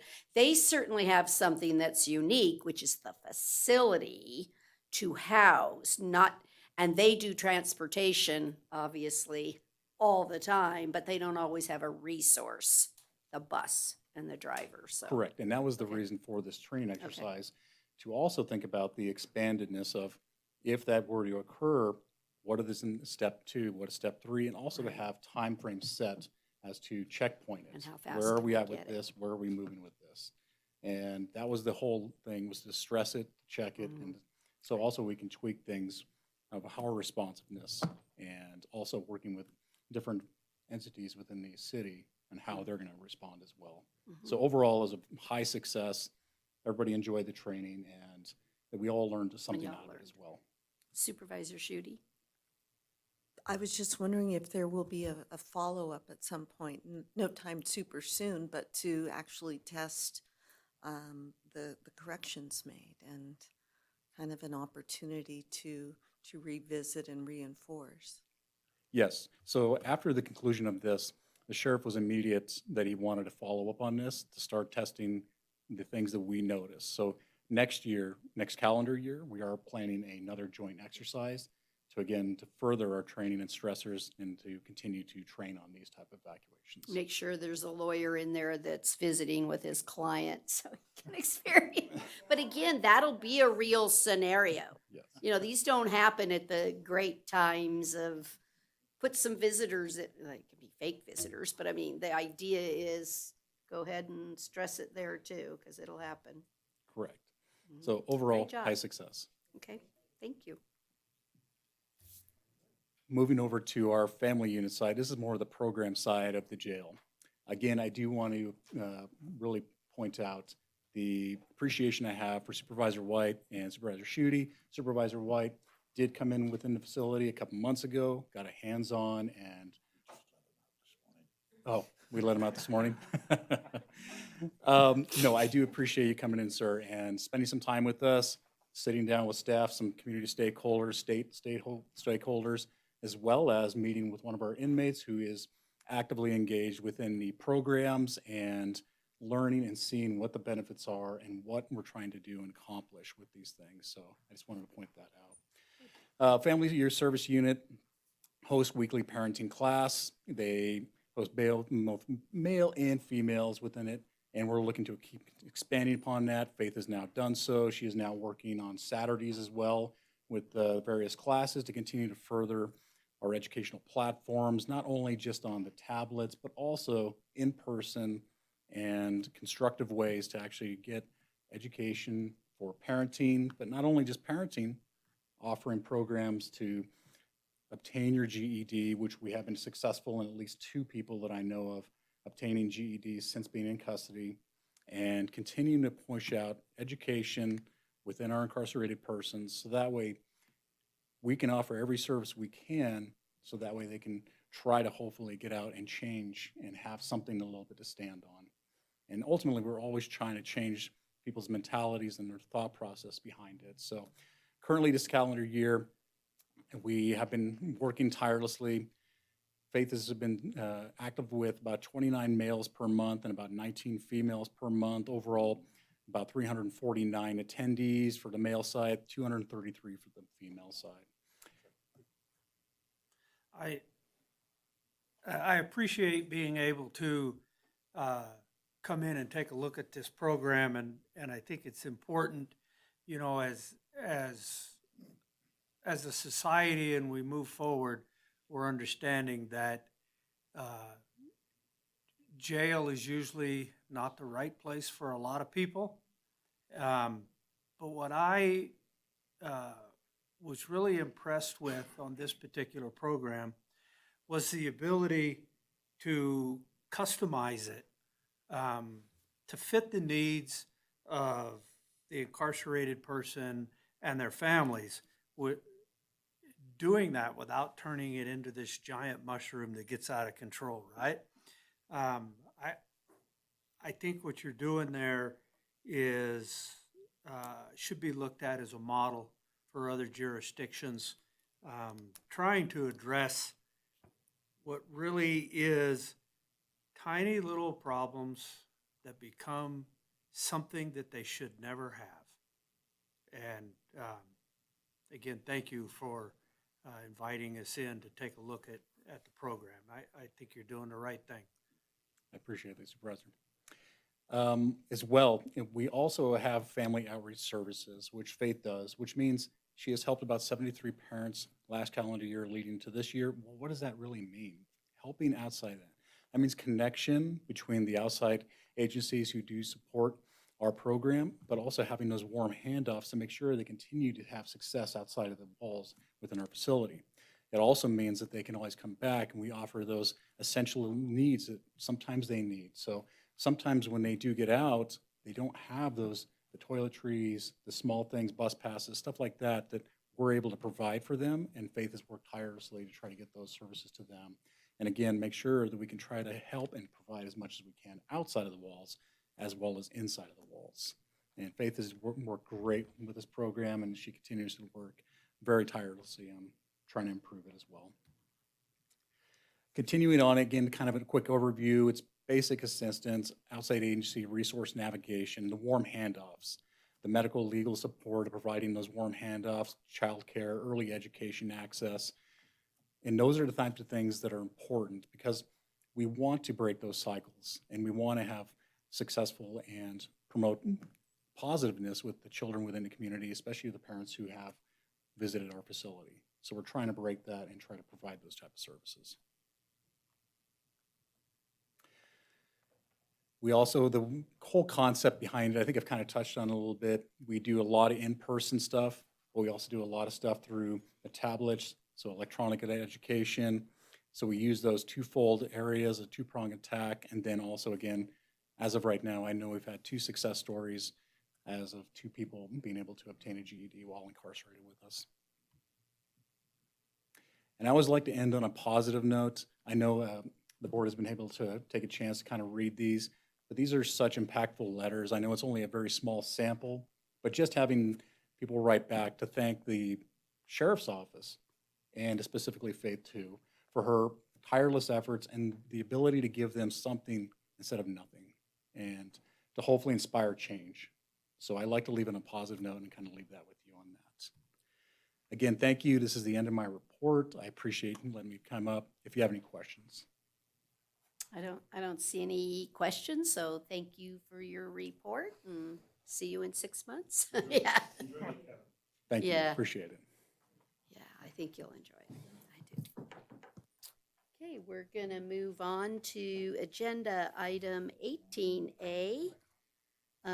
This is to adopt on second reading, bill number 106, which is our proposed ordinance for exempting certain properties from on-site parking in the redevelopment project area. Ms. Sullivan, have you had any comments between first reading and second reading? No. Okay. Is there any questions anyone has? Supervisor White. Good morning. Hey, I'm recognizing that this comes forward because we've identified an issue downtown. I know that there have been a number of people look at some properties down there and their ideas didn't go through because they didn't have the parking.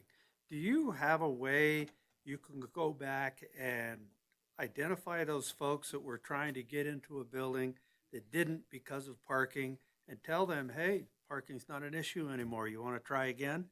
Is that feasible? Do you have a way to make that happen?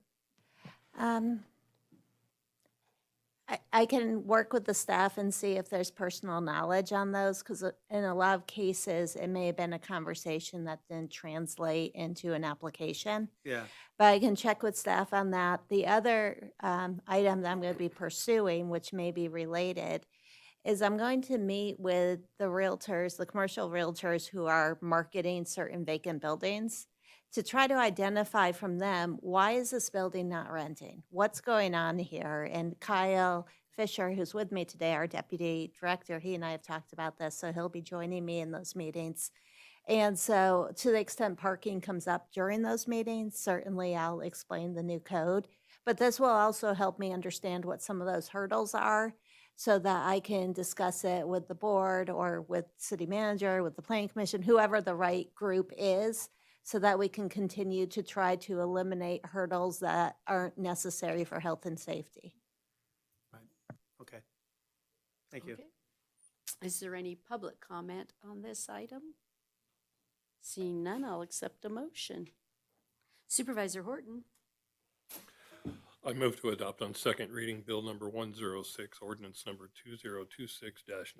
I second. And a second for approval. All those in favor, please say aye. Aye. Aye. Any opposed, say no. Let the record reflect it was unanimous. Thank you. Okay, we're now on to agenda item 19A. This is discussion only. It's a presentation regarding our arts and culture program and the commission. Ms. Freeman. Morning.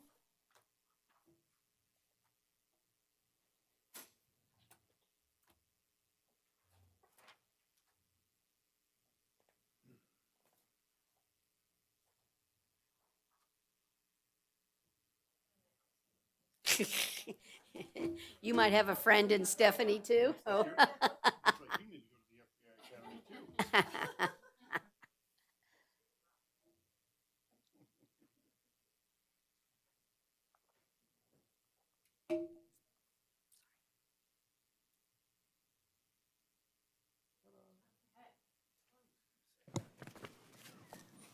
Anna Freeman, Arts and Culture Supervisor for the record. I want to thank the board for recognizing the importance of the arts in making Carson City a leader among cities as an inviting, prosperous community where people live, work, and play.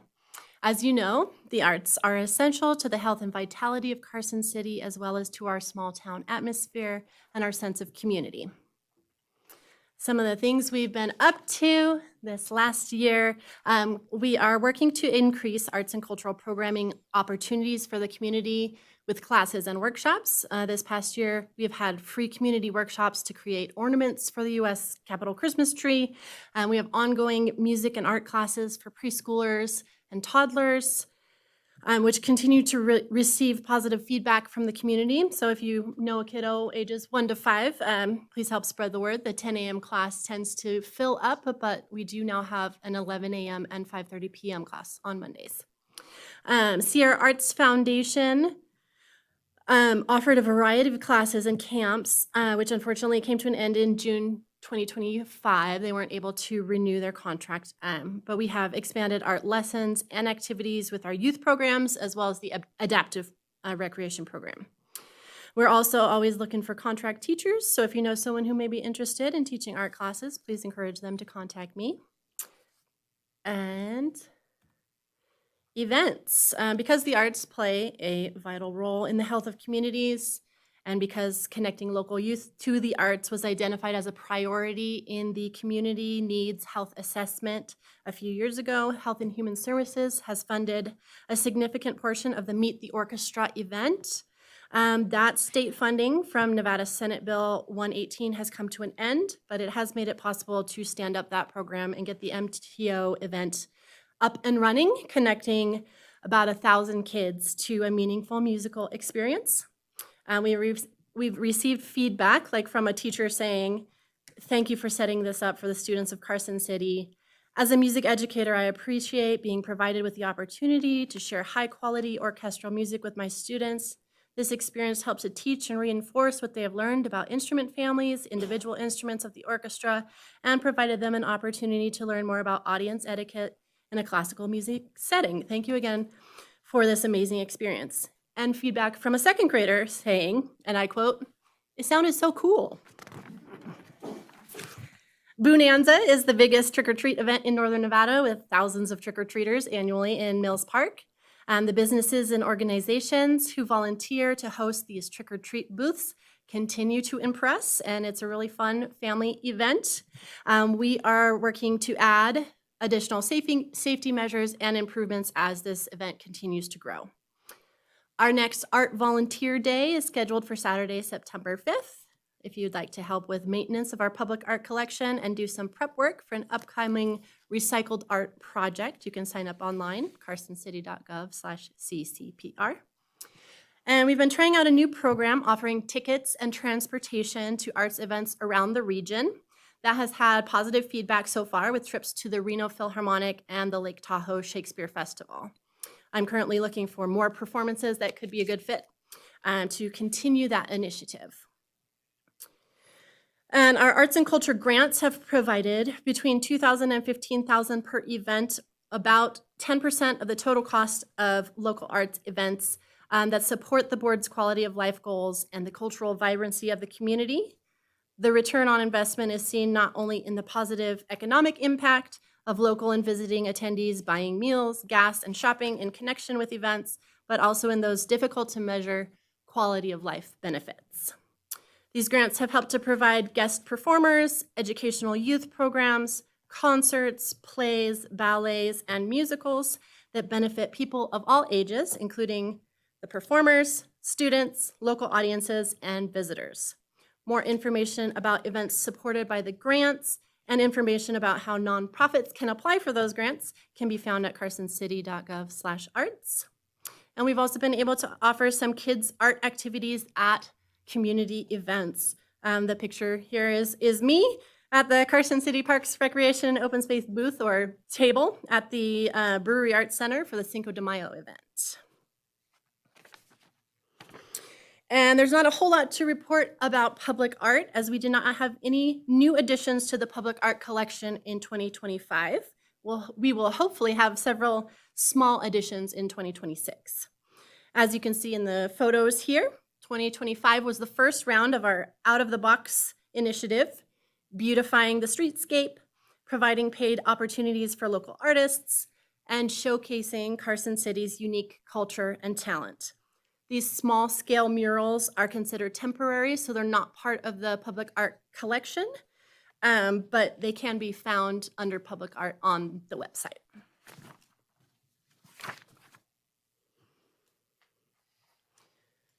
The Cultural Commission is a diverse and passionate group of individuals. Current municipal code requires an annual report with attendance for the Cultural Commission. So as you can see, the last 3 Cultural Commission meetings were canceled due to no agenda items, and there is currently 1 unfilled vacancy. Although advisory commissions do not have an authority to accept any revenue or authorize any expenditures, a lot of the discussion leading to the creation of the Carson City Cultural Commission centered around securing funding to maintain and grow the arts in Carson City. Back then in 2008, there was no arts and culture program in the city. The Board of Supervisors back then was not consistently allocating any funding annually to arts and culture endeavors. We didn't even have an account to accept monetary gifts, donations, and sponsorships for arts and culture. So we have made some great strides in the never-ending pursuit of funding the arts since 2008 when the Cultural Commission was created. However, with redevelopment funds sunsetting in the not-too-distant future, now is the time to start planning continuation of the city's arts support when that funding source comes to an end, regardless of the involvement of the Cultural Commission. So following this item for your consideration today, there will be a few items related to the Arts and Culture Program, including the future of the Cultural Commission, and a proposed art donation, and the naming of the building in which we are holding arts classes. And I'm Thank happy you to so take any much. questions. I don't see any questions. Anyone? No, I just want want to give a kudo, you know, in the public comment that you received a very nice letter. With your music and art taught time. And Miss Anna has created such a special place for little ones to learn, play, and make friends. So kudos to that. Okay, I don't see any on that. So we will then, thank you for all your hard work too. We should also just comment that she herself is Miss Talent. If Carson City needs a ringer for anything that we are going to compete against another jurisdiction, send Anna. Like anything? You got anything? Anna? She- You can do it all? Oh, okay. She is phenomenal. Gotcha. Just, well, I don't know. I'll bet she, well, An she might be able to do exceptional better. narrator. There, to oh, music. yes, yes. Anyway, just thank you for all your efforts. Okay, we're now going to move on to agenda item 19B. This is discussion and possible action with a business impact statement concerning a proposed ordinance repealing the Carson City Cultural Commission and to introduce on first reading an ordinance repealing the Carson City Cultural Commission. Ms. Budge. Thank you, Madam Mayor. Jennifer Budge, Parks and Recreation Director. As you know, the Cultural Commission was created in 2008 through ordinance. As Anna alluded to earlier, the intent was to demonstrate city support, increase funding opportunities through having an arts board, and engender arts and culture for future generations for the capital city. Since that time, the city has hired a full-time arts and culture supervisor, implemented an arts and culture strategic plan, and performed lasting and meaningful partnership with Visit Carson City, which we're so grateful to have. Under Anna's leadership, the city's fostered meaningful programs and events. Really, she just highlighted a few, but there's really such a more tremendous effort happening behind the scenes that the city's benefiting from. Over the years, despite talented and engaging volunteers on the Cultural Commission, there's just really been a lack of community engagement, unfortunately, struggling to have agenda items. The interest has waned over the years, very similar to what we saw with the Shade Tree Council. They were really robust and initially created a bunch of amazing programs, but then it just kind of died off from there. I think it might be just sort of a natural trajectory sometimes that happens with our very specific kind of technical advisory groups. Even though we're recommending dissolution of the Cultural Commission, the city remains committed to a thriving arts and culture movement under the Parks, Recreation, and Open Space Department. Should the board agree with our recommendation, the department intends to utilize the Parks and Recreation Commission as an avenue for public engagement and regular updates about arts and culture, so we don't lose that message to the community.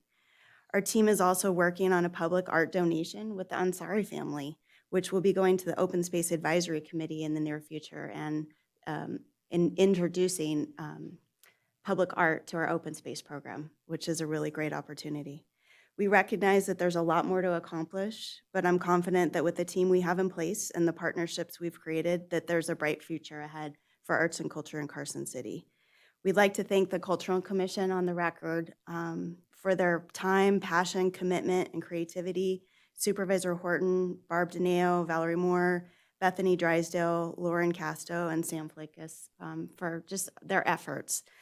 Should the board agree with our recommendation, hopefully we can utilize their talents through other volunteer opportunities, but continuing to give back to the community of arts and culture. Does any member have any questions? Just a comment?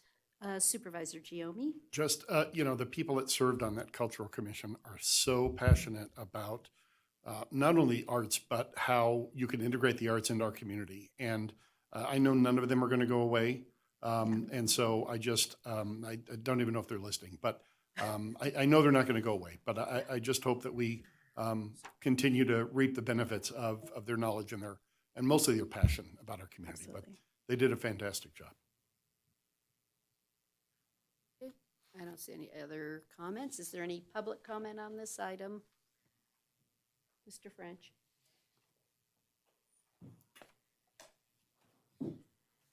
Denny French, Carson City, Nevada. I'd like to also thank the commissioners for the culture. I had to stop going because of time and study considerations and some other, but I really appreciated each individual's personal engagement with what they were up to. And I'm hoping that their talents and education and their experience will go on into the program that's going to be started through their Parks and Recreation. Thank you all. If you're watching, I appreciate y'all. Bye-bye. Have any other? I don't see any other public comment. I'll bring it back up here for a motion. Supervisor Horton. I move to accept the business impact statement as presented and to, and to introduce on first reading bill number 107. I have a motion and a second. All those in favor, please say aye. Aye. Aye. Any opposed, say no. Let the record reflect that was unanimous.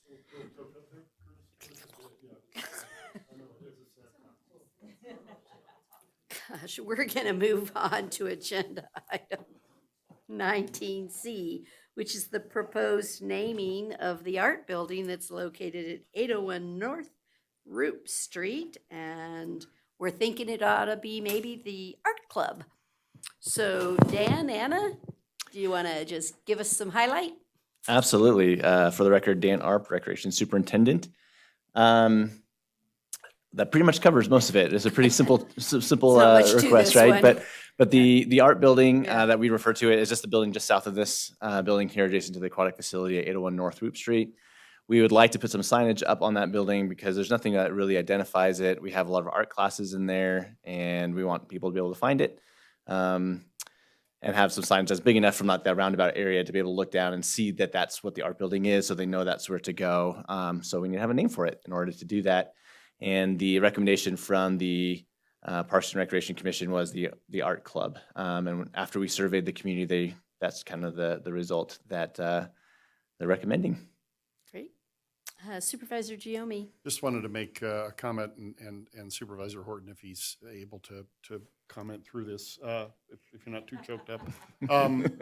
That building, speaking historically, used to be the radio shop for the city. So all of our radio systems, police, fire, public works, parks, all of our radios. Reed Ross, Walt, what was Walt's name? No. Mm-mm. I was hoping you'd remember his name, but I cannot remember his name. In any case, that was where our radio shop was in I don't know when it started there, but when I started with the city as a volunteer. Walt Stanton, good. I wanted to throw those names out there. So that place was filled with radio tubes. It goes that far back, which almost everyone here doesn't even know what radio tubes are, but some of us do. So before that, if the building's not been replaced, before that, in the 50s and early 60s when I was a kid. That's where Parks and Rec stored all the football equipment and everything for flag football. That could be the same building, yeah. Anyway, none of you care about that, but when you reach our age, the you use just, of it. you know, you got to live in the past a little bit. Well, there used to be ball fields Yeah. right there too, the There was a softball baseball field down Mhm. there, and that's kind of where it all and a snack all shack the and recreation Mhm. sports stuff centered around that building. So it's been in the city's possession and use, and it's kind of cool, I guess, to wrap it up that it's getting a new life and a new name, and maybe new generations will get to maybe a appreciate it. really big sign. Yeah, really big, like the pavilion. Yeah. We knew that was coming. That was good. Okay. Is there any public comment on this item? Seeing none, I would like to make the motion. Supervisor Giomi. I move to approve the art club as the name of the art building. I second. I have a motion in several seconds. All those in favor, please say aye. Aye. Any opposed, say no.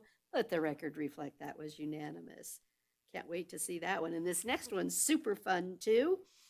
This is discussion and possible action regarding a proposed public art donation from the Invisible Hands Foundation of a bronze sculpture of Mark Twain sitting on a bench. Ms. Freeman. Yes, thank you. Again, Anna Freeman, Arts and Culture Supervisor. For the record, that pretty much covers it. Before you today is a proposed art donation from the Invisible Hands Foundation of a bronze sculpture of Mark Twain sitting on a bench. This is a limited edition by artist Gary Lee Price titled Mark Twain 3. And per the current public art policy, this donation requires board review due to its listed value of $59,800. The policy also states that the city shall require the artist to warrant that the work is unique and limited to an edition of one unless stated to the contrary in a contract. So I would note that this bench will be one of 40 identical benches available for purchase. It's not a one-of-a-kind artwork, so this artist generally produces his work in editions with the intent that it be placed in public places and enjoyed by many. So if the board accepts the donation today, the district attorney's office would need to create a contract rather than using the existing form. Mhm. Perfect. And is it, if I remember right, is it my understanding on this edition, the book that's being read is The Roughing It instead of some of the other Mark Twain books? So kind of fits our location. think Or I've I got that noticed on a which book it tour. was. See, I'm up on one thing there. There you go. But is that the book that we'll I'm follow not up sure on I could that. say for sure on the record. Yeah, we'll follow up on that, but I think that's what I heard when the people that are donating it, that's what excited It's just them to make on sure this everyone's edition. The artist's website did not mention what book that is. What was? Yeah, I got it from them. But hopefully it's accurate. It would be fun to see that as the book. And there's only 40, so, right, will be unique. Does any member have a question? I do. No? Or yes? Go I'm ahead. just wondering Supervisor White. about the comment here in the fiscal impact that the cost of maintenance is unknown. While the cost may not be known, do you have a handle on what the maintenance is of this sort of piece of art? And I ask that because it's pretty evident that we don't have a good handle on how to take care of what's in Da Vinci's mind. I don't want this to become another one of those places that gives the community an opportunity to pick at us for not doing our jobs. Thank you for the question. Yes, this is a bronze sculpture intended for outdoor display. So recommended maintenance includes waxing the bronze once or twice a year, which would be something we would do with our art volunteer days. And it doesn't require any like specialty training or anything like that. Okay. Thank you. Perfect. I don't see any other questions. Is there any public comment on this item?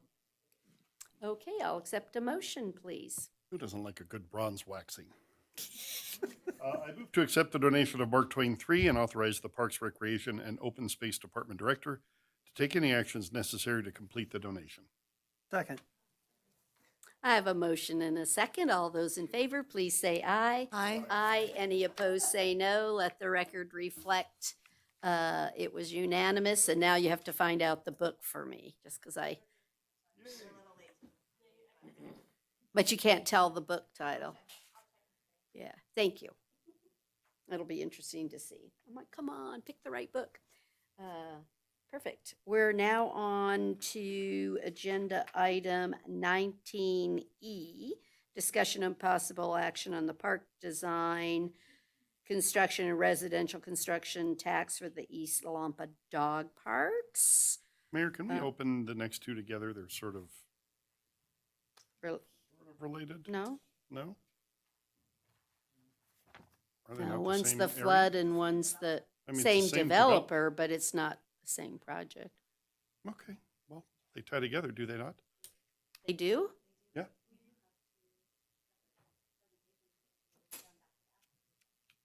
We're gonna do 19E, because it has late material too, so that everyone is aware, right? There was late material.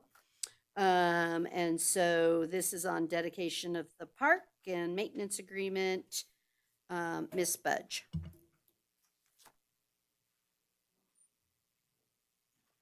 Go. Good morning. Green. Thank you, Mayor and Council. I am Ken Crater with Crater Consulting Group, here to present this item today. And also here today with me is Glenn Powles, a Senior Vice President of Development for Guardian Capital, and also Amy Miskanowski, who's an engineer and hydrologist with Terraphase. The first thing we're going to talk about is this East Lampa Ranch Park. It's an improvement agreement that we've been working on for quite some time with staff. And I have to just, you've had a lot of these today, but I also want to compliment Carson City and your amazing staff. They've spent a lot of time on this issue, making sure that we have everything dialed in. And they're hardworking, they're smart, they're diligent, and I know you know how lucky you are to have them all. The purpose of this agreement, the East Lampa Ranch Park will memorialize both the city and developers' understanding with regard to the construction of certain amenities upon the park property, and to provide both the city and developer with certain rights and safeguards related to the development of the property. The East Lampa Park is located basically down near Airport and Butteye Way, and it's part of the requirement of the North Lampa Ranch Pacific Plan. It requires that this park be constructed by the developer prior to issuance of the 250th certificate of occupancy, and it is zoned and master planned for a park. There's several benefits to Carson City, and this was really a key in working with your staff, is to design something that is absolutely a benefit to Carson City. As I've said, this will be 100% developed and financed and constructed by the two apartment sites within the East Lampa Ranch, and it has been fully approved by Carson City. We worked very closely with staff on the plans. We came up with a preliminary concept, worked through some of the issues, improved the park concept, and ultimately came up with a plan that was good enough to take to the Parks Commission and out for a little bit of public comment. It will also be 100% maintained by the developers. The North Lampa Ranch Pacific Plan Development Agreement has very specific requirements on how that park will be maintained. It is eligible for credits against the regional or the residential construction tax under NRS 278. So those will be applied, but that will only fund roughly $500,000 to $600,000. The cost is estimated around $2 million. So by and large, the developer will be putting out most of their own money to develop this park. We did present this to the Parks and Rec Open Space Committee for review and comment, and based on their input, we ended up adding some parking. They wanted to have some additional parking along North Lampa Ranch, just for people to use that multi-purpose path that runs through that area by the NDOT wetlands mitigation area along the freeway. And then also we added 20 spaces of parking within the park itself, just to allow people a safe place to pull in and park and be able to walk their dogs.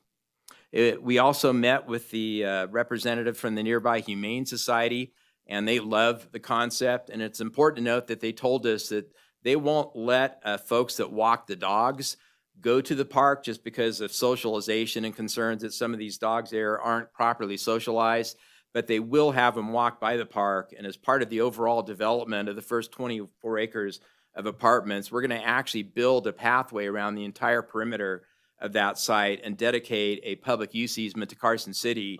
So the folks that do walk the Humane Societies will have a nice half-mile walk around the boundary of that project and by the park as they go through that development. When I first started looking at this site, and we've talked about this a little bit before in prior hearings, but North Lumpa Lane at one point was planned to bisect this 24-acre apartment project and tie directly into Desatoya Lane. As a longtime traffic engineer, that just didn't make any sense to me whatsoever, that you would encourage folks to drive into a residential neighborhood where they really don't need to or want to go. So I worked with staff and redesigned North Lumpa Lane to parallel the freeway and come around the bottom of that project just north of the wetlands mitigation facility and tie directly into the intersection of Airport Road and Butteye Way. It's a much better route from a traffic standpoint, from a transportation planning standpoint. It comes out at that always stop. But because of that, it bisected the 3-acre park property. So that's where we really had to work closely with staff. But I heard very clearly that that park really was intended to be a dog park. That's really what the public comments have come for lately, is we need more place to walk our dogs. And I am familiar with dog parks and other projects. And so we brought in an architectural firm, Callender and Associates, who is an award-winning landscape architectural firm who has designed multiple parks, dog parks, including many parks in northern Nevada, and I believe 1 or 2 here in Carson City, working with staff. And so we came up with a plan to have a park for smaller dogs on the north side of the road and larger dogs on the south side of the road. We're going to have a crosswalk, and we're working with staff to put in a flashing beacon there to have a safe crossing. It's located right by the parking lot, so it'll be safe and easy for people to cross the street to access the small dog park from the parking lot. So I think in the end, everybody was very comfortable with that idea, and I think it'll work out really well, and I think it's really the highest and best use of that space. This shows the overall site plan, and the dog park is down in the lower portion, bottom right portion of that exhibit. And again, the larger dogs will frequent the park on the south of North Lumpa Lane, and the smaller dogs to the north. And you can see where North Lumpa Lane ties into Airport Road and Butteye Way. We're going to have vestibules in there for security with double gates for people to safely get their dogs into the facilities. We'll have benches, and the areas where the dogs will run around will be lawn, and that was per direction with staff. It's a little more maintenance cost, but it's much nicer for people that do walk their dogs. We'll have the mutt mitt stations and make sure that people clean up after their dogs. And then we'll also have very nice landscaping around with a mix of deciduous and evergreen trees that are drought tolerant, suitable for this environment, and will ultimately grow to provide shading for the dog park itself. This is just a little larger blow up again, so you can see it a little bit better. Very large turf areas for the dogs to run around. You can see the southern area is largest just by the fact that it's larger dogs, so they'll have a little bit more room to run around. And also we have direct ties from the parking lot into the multi-use path trail that runs around the NDOT wetlands mitigation area and along the freeway. So people that park there will also be able to utilize that multi-purpose path. And that completes my presentation, and I'm happy to answer any questions. So Ken, would you talk to me again on the parking places? Because I see something and count it, and I hear something, and is it 19 spaces or 20? 20 spaces. 20, okay. Yeah. Because the document in one place said 19 and the other said 20. And so it's 20 parking Yeah, places. staff asked for 20, and that will also meet the accessibility requirements for parking too. Yeah, I just wanted it on the record so everyone was aware, because this said 19 and it's 20. See, I can actually count. It's like something's not right here. So thank you for that. Supervisor Giomi. Jen, isn't there, as I read in here, there's some, I mean, we're asked to approve the agreement, but there's some pending items that still have to happen. And I guess my question is, and I think this is a great addition between this, and I know the mayor didn't open the next one, but between these two, there are some major benefits to city's infrastructure and our citizenry here. So I'm not trying to poo-poo the idea. I just want to make sure we have protections that, if we approve the agreement, do we still have the ability to hold them to following through on the things that they're required to follow through on? That's what I wanted to make sure of. Thank you, Supervisor Giomi. Jennifer Budge, Parks and Recreation Director. So there's obviously a lot of steps, and I wrote in your staff report that the steps that still need to happen before everything's completed. They're still working on their parcel map. There's just a process in place, which is why you have draft exhibits and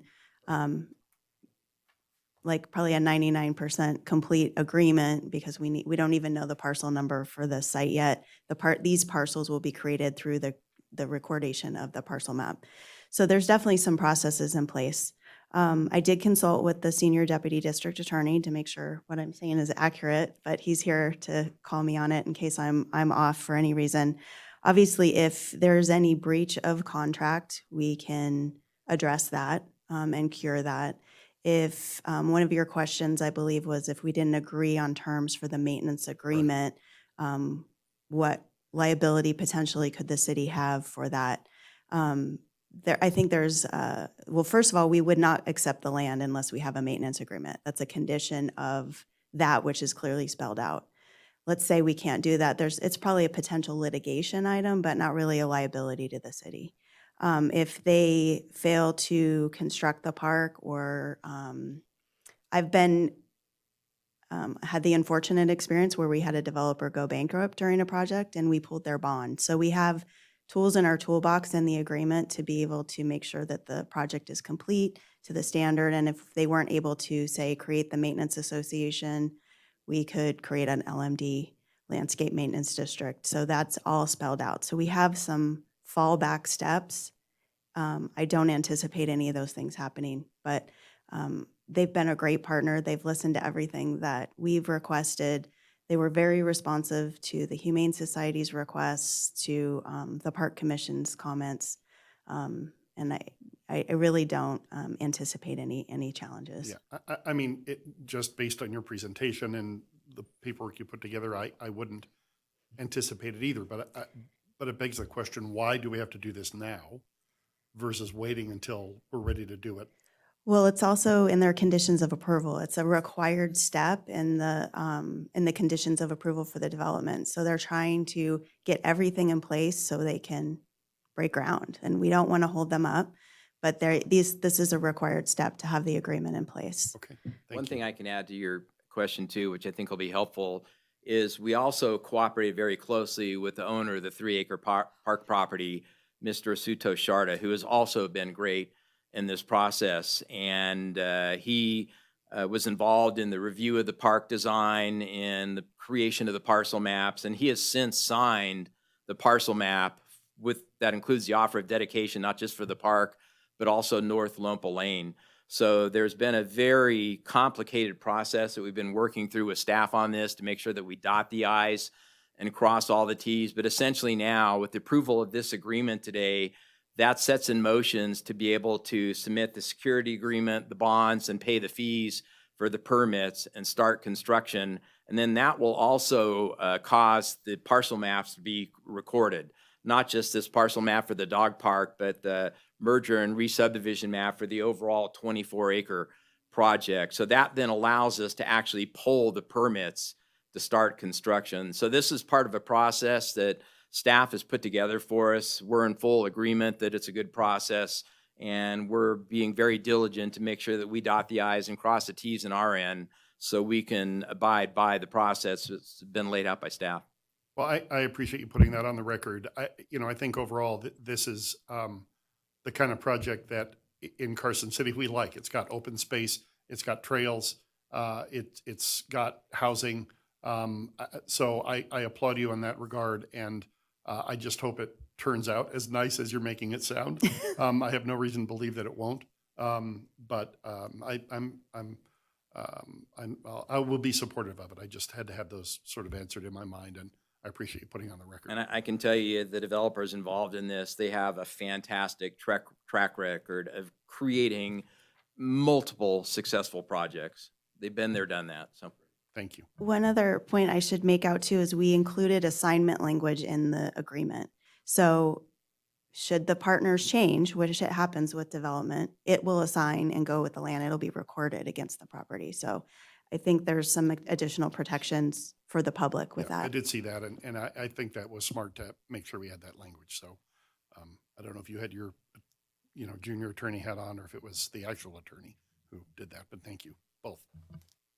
Okay. I don't see any further questions. Is there any public comment on this item? Mr. French?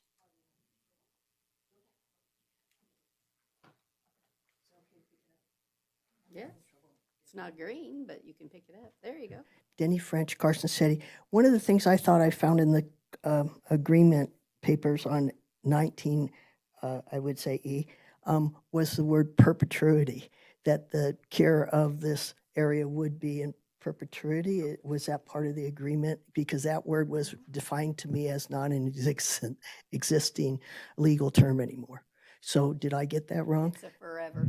Yes, but The maintenance responsibility is in practi- perpetuity, and that Well- will be outlined in the maintenance agreement, which hasn't been created but yet. I'm suggesting that I was told in the fact that I'm making a comment, and I appreciate the feedback, but it was my understanding, we can ask Mr. Hugh, perhaps if that term isn't relevant anymore because of its translation being not, it's been overseen, Fuji Park situation, perpetuity was dumped, and we were told that perpetuities is only as long as we want it to be. Now, I just would want it to be defined or taken out. Thank you. Thank you. Do I have any other public comments? Not seeing any. I'll bring it back up to the board for a motion. Who's gonna do this one? I move to Supervisor approve. Giumo. Go ahead. You got it, Lisa. I move to approve the agreement as presented and authorize the director to issue a notice of completion, accept the dedication of the park property, and enter into a maintenance agreement with the Maintenance Association on behalf of the city. I have a motion and a second on discussion. Supervisor White? Thank you. While I do not necessarily disagree with the dog park, in fact, I think it'll be probably pretty cool. I do have to say that on 2 occasions, I have voted no on this project, both on the zoning map amendment and the Lampa Lane extension, and I feel I should just remain consistent and not support this today, but I think a dog park's a good idea. Okay. All those in favor, please say aye. Aye. Any opposed, please say no. No. Let the record reflect it was 4 yeses and 1 no. Thank you so much. We're now going to move on with, and the only reason I didn't open them both up, one is Public Works and one is Parks. So completely different focus now. We're going to go on to agenda item 20A, discussion and possible action, again with Crater Consulting Group for a flood volume mitigation improvement agreement. Mr. Pote, Jennifer, which one's starting this one? Or are you guys going to do that too? I'd like to kick it off, and Okay, then I'll go for it. pass it to the development team. And the reason for that is just because those of you that are familiar with development, specifically development in a floodplain, may be familiar that this isn't how development of floodplain is typically done. Typically, a development will do their own mitigation on site. Typically, what that looks like is any amount of fill in the floodplain, you have an equal amount of cut. That's kind of an oversimplification, but generally that's what happens.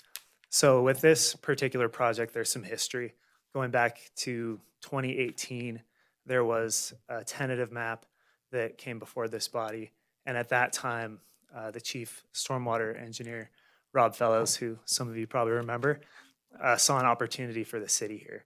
So the main thing I wanted to bring up is that this idea was initiated by the city because of the benefit to the city, because of the critical infrastructure that we have in this area, specifically the wastewater treatment plant being the main concern. But to shed some light on what's going on with the flood zone itself, if you can imagine being at a low point on a bank of a river or a stream in a high water event, you would expect that to fill up, kind of like if you're at your favorite beach on a river during a high water event, it would be full, but the water's not necessarily moving. It doesn't have a lot of carrying capacity for the floodwaters. So that's what's going on with the development area. It's a low area that fills up during a high water event. And then another thing that's going on is downstream, the channel is constricted. So in a high water event, that constriction limits how much water can go through, causing the water level to rise, which causes water to go onto the development property. The benefit to the city is that when you reduce that constriction, it doesn't just benefit the development property, it also benefits our properties as well, specifically our critical infrastructure. So just wanted to bring that up, that it was a city-initiated idea because of the benefit to the city. And with that, I'll pass it over to the development team. Thank you again. For the record, Ken Crater with Crater Consulting Group. I'm going to let Amy take over here because she's truly the expert in hydrology, but same thing with the park agreement. This was a very complex design and agreement, and we spent a lot of time working with staff, and I know they have countless hours into this, but I'm going to let Amy give the presentation just because of her background in hydrology. Good afternoon. Amy Meisnikowski with Terraphase Engineering. As Ken mentioned, I sort of led the technical analysis supporting this project, so I'll take the next few minutes to walk you through it a bit more. The purpose of the two agreements is to provide both the city and the developer with certain rights and safeguards related to the development of the property and flood mitigation on the Moffett open space property and on the wastewater treatment plant property. And to back up a bit and give more of an overview, we've got a location map up for you to look at. And the Lampa Ranch development, located on the left side of the figure, which you saw in the previous presentation, that's where the development is occurring. And this parcel, as Stephen mentioned, is partially located in a floodplain. So one of the requirements that the city has is that fill that's placed in a floodplain must be offset or mitigated somewhere else. So that's where these other two projects come into play. One of them is called out as the channel restoration area, which is located on the wastewater treatment plant property. This is the larger of the two mitigation projects. This is where a majority of the volume mitigation is coming from. This is a project that was already permitted and approved. And then on the Moffett open space parcel is our second mitigation project, where we are proposing two sort of restoration areas which will provide that remaining flood mitigation volume that's needed to offset the development. If you're familiar with the Moffett open space parcel, it's a wonderful space. It's utilized every day by people in the community, riding their bike, walking their dog. And we really wanted to add to the community with this project. So some of the benefits that we're really focused on with this project are one, supporting or restoring the floodplain area. We're doing this with native vegetation to create or enhance the wetland riparian areas. We also want to enhance the community aspects with trails, interpretive signing, benches, just to make it more enjoyable for the public. As mentioned, we've been working a lot with the city on this to make sure that we are meeting all the requirements that are put out there, but also just supporting the open space community objectives. And then also a big component of this is maintenance. We want to make sure that long-term maintenance is really minimal. We don't need to be out there every year doing maintenance. We want a site that can function really effectively on its own with very little maintenance. So this is a site plan that shows the two restoration areas. So one is going to be to the north of Eagle Canyon Creek, and the second will be to the south of Eagle Canyon Creek. And we chose this location because they have it's a great hydraulic connection to the creek. And we did lots of hydraulic modeling to look at the effectiveness of this area to make sure that that connectivity is as best as we can really create it. And the next slide, it shows a little bit prettier graphic of what we really want to accomplish out here. So in the restoration areas, the way they'll function, you can follow the yellow, orange arrows, and that's showing the path that water will take through these restoration areas under more frequent storm event conditions. So when we have higher flow conditions, water will overtop some natural spillways into these restoration areas. It'll utilize all of that space to provide floodplain storage, and then water is going to flow back out into Eagle Canyon Creek. I'll talk about this more in a little bit later slide, but this really has a huge benefit on lowering the water surface elevations upstream, which provides flood protection to that critical infrastructure. Additionally, we have some access roads that are shown connecting the restoration areas to roadways. Those will be used during construction for access, but also restored to trails after construction's been completed. We are working with Calendar and Associates on this project as well. They are really familiar with the area, and they've got a great knowledge of what vegetation will really thrive in this area. So we've been working with them to create a great landscaping plan with native drought-tolerant plants to make sure that they are thriving in this condition. And the next slide is just a few more native drought-tolerant plants. We're also working with them with temporary irrigation. Want to make sure that those plants have establishments. We're not just planting them and leaving them there. We want to make sure that there is establishment, they're growing roots. And another aspect is the construction equipment. This is obviously, it's right next to Eagle Canyon Creek. There's wetland areas nearby, and we want to make sure that we are protecting those areas as much as possible. So the equipment that's being utilized is going to keep equipment basically out of the creek, out of the waterways with as little disturbance as possible.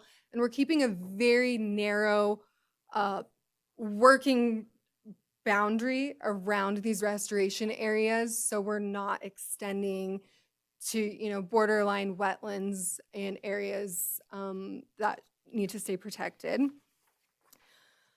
I really want to highlight the benefits that this project has. The community value in itself, I think, is just going to be amazing. But also the flood protection that this project will provide, as shown in our modeling, we're seeing a significant reduction in the 100-year water surface elevations, which is the design storm event that we model for. The wastewater treatment plant with these two mitigation projects is not only lower, or the water surface elevations are not only lowered to protect the wastewater treatment plant from the 500-year event, but also the 100-year event. So it's removing the wastewater treatment plant from multiple flood zone designations, which is huge. The modeling that we would submit through FEMA would also include taking the Emergency Operations Center out of the floodplain to get that formally documented. It provides a lot of flood protection for the city's corporate yard, portions of Airport Road, and the Lampa Ranch development area. And if we go to the next slide, we've got a graphic where you can actually see all of the areas that would be removed from the 100-year floodplain boundary, shown in the crosshatch. So as I mentioned, my previous slide, the EOC, the wastewater treatment plant, corporate yard areas, as well as the Lampa development. And with that, I'm happy to answer any technical questions you may have. I think Ken may want to add a few things, though. Yes, I just wanted to also add, again, Ken Crater, that one of the big concerns staff had obviously was maintenance. So we did a 40-year life cycle cost analysis on what it would take to maintain this facility. Everything from after a big 100-year storm event, going in and cleaning out the silt and debris that enter into the basin, dealing with noxious weeds, repair and replacement of the bench and landscaping over time. And that 40-year life cycle cost analysis was then brought to a present value to come up with an endowment amount to give to Carson City. And that amount is included in the agreement. So basically, the developer will be writing a check to the city for that endowment amount, which will provide the funding that they need for long-term maintenance. And the reason that we use a 40-year life cycle analysis with these type of engineering issues is beyond 40 years, the math doesn't really change in terms of what the principal value is, that present value. And so that's a standard that we use in that life cycle cost analysis. So that's how we came up with an amount to provide to Carson City. So they'll have the money needed to maintain this for a long time. And we were very conservative too. Amy and her cohort, Mark Gukin, I think, feel that we won't have anywhere near the amount of siltation that we planned for that basin. So hopefully it'll be a net positive to the city through the years. And that concludes our presentation. Thank you so much. Supervisor Horton. Hi, I'm just curious, did you model the flow with the Mexican ditch flume involved, or did you stop prior to that? So the model that we were using is the FEMA effective model, which actually for that reach, it stops right before the Mexican ditch flume. So our modeling did not include anything downstream of that. Okay, thank you. Stephen, that's something you might want to look at. Supervisor White. Thank you. Couple of questions, I guess. So the Moffett open space is in open space inventory, right?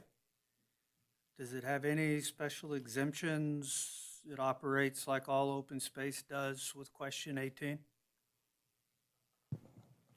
Supervisor Waite, Jennifer Budge, Parks and Recreation Director. Yes, it is in the inventory, but I would say that every open space that we have is unique. And so there's always not a standard. Okay. And because the creek goes through here, I think it is a very unique property. So I read on page 437 that this construction project is intended to provide flood storage needed to support the Lampa Ranch East development. A little later on, it says this approach increases the available flood storage capacity offsets planned fill from the development. Certainly, flood mitigation is very important, but as I understand question 18, construction on open space properties is restricted to things like trailheads and trails, and minor little disturbances such as that. I don't find anywhere in question 18 that allows construction on an open space property for the benefit of a developer. Actually, Supervisor White, flood storage and flood mitigation is expressly listed as a potential purpose for open space and question 18 funding. We actually, as the city, could construct at our own expense even to help support and protect the public and our neighboring properties using question 18 funding. So it is expressly listed. It was in the voter approved bond. And then that chart that I provided for all of you way back when we did an overview of that, flood storage and mitigation was expressly listed. For the benefit of a developer. Not for the Not benefit of the benefit developer, open space. but I think there's a lot of benefits to the city and to the open space for this project. Lindsay's here, Lindsay Boyer, she can highlight all of the, if you'd like, all of the benefits from an open space perspective and a natural resource perspective, if you'd like to hear that. I think it's pretty well spelled out in the presentation and in the paperwork. Okay. Supervisor Giomi? I think this is a scenario where I don't think there's any question that this benefits the developer, because otherwise they're going to have to take a chunk of that land that they would normally be able to build on and store the water on that land. I'm sure they could do that. Maybe it doesn't pencil if they do that. But the next step to that is that could be done in such a way that we get no benefit out of it for the city. And I know that in the floods that, going back to when I've worked, Curtis worked, one of the big issues we've had with our wastewater treatment plant is the inundation of the plant with floodwater. And the fact that when that water enters that treatment plant, it has to be treated. You can't, anything that gets into the sewer system, and that's a huge capacity problem for the treatment plant. So any flood mitigation that we can do or can be done that protects, as we stated, that infrastructure and removes this many critical parcels out of the 100-year floodplain. And I assume there'll be a LOMAR approved before any of this gets done. I mean, you don't have a LOMAR yet, right? I mean, you still have to submit, or do you have a LOMAR for part of it, or? So the Lampa Ranch development is operating off of a CLOMAR F, which is a conditional letter of map revision based on fill. However, we are nearing finalization to submit a CLOMAR, which would include both of these mitigation projects, remove the wastewater treatment facility from the flood zones, as well as the EOC. And how much changed on the development site from the existing CLOMAR to what you're planning to do here? In other words, have you decreased the amount of fill on your parcel? I can answer that again for the record, Ken Crater. So with the work that we've done, the modeling, the plans for the wastewater treatment plant and Moffett, it will remove the apartment site from the flood zone. But in order to make our site drain, now that it's out of the flood zone, we can add more fill to have positive drainage. It's so flat, right? It doesn't drain very well. So we end up with the most fill on the north end of the site, so it can drain to the south in its natural direction of drainage. I get that. I guess my question is, comparing the two, you obviously, since you have a CLOMAR, you had to have that CLOMAR without this downstream work, right? And so is that fill level here, I'm oversimplifying this, I'm not an engineer. If that fill level is here and we do this agreement, are you able to do the fill level here? Or does it not even change it? I mean, are you changing the fill level because you're able to do this downstream work.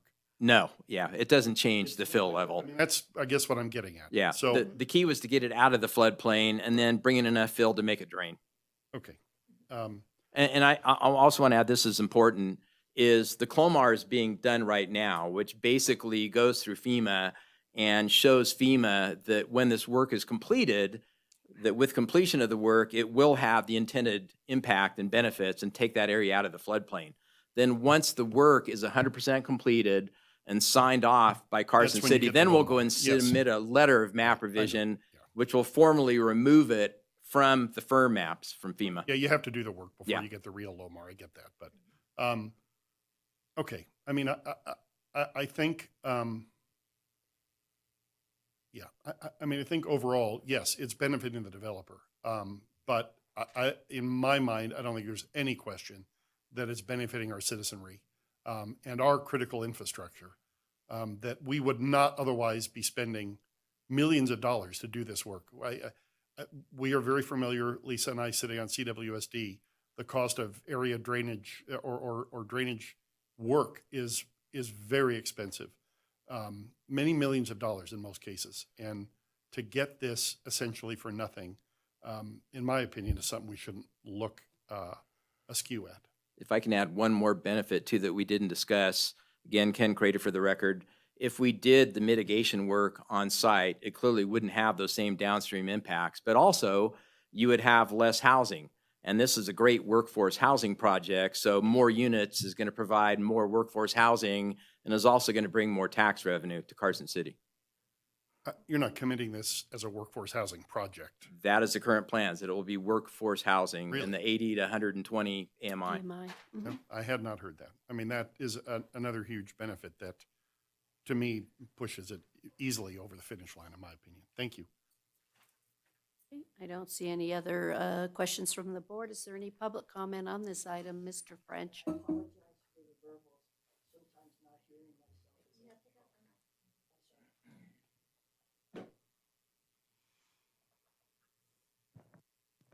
I just want to jump up and down, and I guess I did.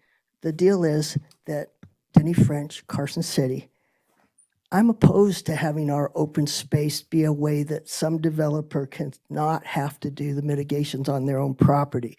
I do understand that if we need to have something done because of our sewer and water treatment situation, that then we have those options. We can use our open space for such. The lack of consideration for the environment there, the ecosystem that exists, is terrible. The fact that they're going to bring in plants to sort of mimic or at least adjust that area again back to some normalcy. The fact that we're getting growth is because you have private property. The fact that we need housing, that's fine. I understand all of that. The disregard, though, I think, for our open space in this particular situation is rude. And it's not done with malice. I think it's just done for convenience and maybe just an oversight of the natural that's there as opposed to how you're mitigating it for a building. And I think it's wrong in this case. And I understand we want to protect our water system, sewer system, and our treatment plant. This is not the way to mitigate their problem on our open space. Thank you very much. Is there any other public comment? Okay, I'll bring it back up to the board with just a, Mr. Pote. If we were to do a flood mitigation project ourselves, to pretend they weren't even in existence and we were going to do one, would we be using this open space area to accomplish that same goal, or would we do it differently? There's a high likelihood that we would. I mean, you'd have to actually It's go not a through guarantee, but you'd I have to go mean- through the exercise of modeling it and, figuring But out. certainly it would be on the table for the same methodology for us to do a mitigation project. What I'm trying to get to is, I'm seeing this as a win-win because we're accomplishing something we need done that would cost our taxpayers and I would use that space to accommodate that. That's really what my question is versus I'm solely doing this for the benefit of a developer. Darren Schultz, for the record, Public Works Director. Since I've been here, this mitigation of this type has been on the table. There's two options. We can either build a flood wall to the north side of our treatment plant along the channel, and that will protect it from being flooded. The second option is to remove material so that there is more storage there and water can flow through there, which is what we're talking about today. So that has been on our list for many, many years. We haven't got to it because of the cost of it and other competing priorities, but it doesn't. So this is an opportunity to take it off of our list, and that's why we feel like it's a win-win in terms of trading. So Perfect. That's what I thought. It's good to put it on the record as to whys are always important. Supervisor Schutte. Thank you. Can you go back on your presentation to the Moffett open space area and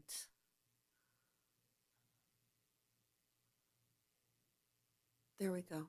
So I see this as an improvement, the open space. And so Jen, can you speak to that a little bit? Or Lindsay, thank you. Lindsay Boyer, Open Space Manager, for the record. So this is absolutely an improvement of the existing open space. Right now, it was mentioned earlier that creek is incredibly restricted. It's also not functioning at an ecological level that it is meant to. We have noxious weeds coming right up to the edge of the creek. We have riparian vegetation coming up right to the creek.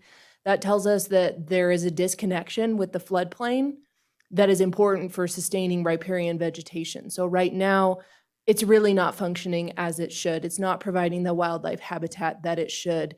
And so by doing a project like this, where you're expanding and increasing the flood storage, you're also expanding how much area is inundated with water. We're putting in those hosts of native plants. We're gonna be increasing the riparian vegetation here, which is critical for having a functional floodplain and more wildlife habitat in this area. So if this was something, Moffett's been on our radar for a while of like, how do we restore that area and make it more functional? This is a win-win for us. We're getting it for free. We're getting a maintenance endowment to take care of it and for a long time. So, I see this as a no-brainer, honestly. Can I have a follow-up on that? Sure. Somewhere in here I read that there won't be any work done in the creek. Why won't there be any work done in the creek if it's so constricted, as you say? Yes. Amy Meisnikowski, for the record. So as I mentioned earlier, we are utilizing natural spillways for overtopping to occur between the creek and these restoration areas. And we did a lot of hydraulic modeling with different storm events to see what that elevation needed to be for somewhere between the 2 and 5 year storm event to overtop this creek. Or overtop the spillway into these restoration areas.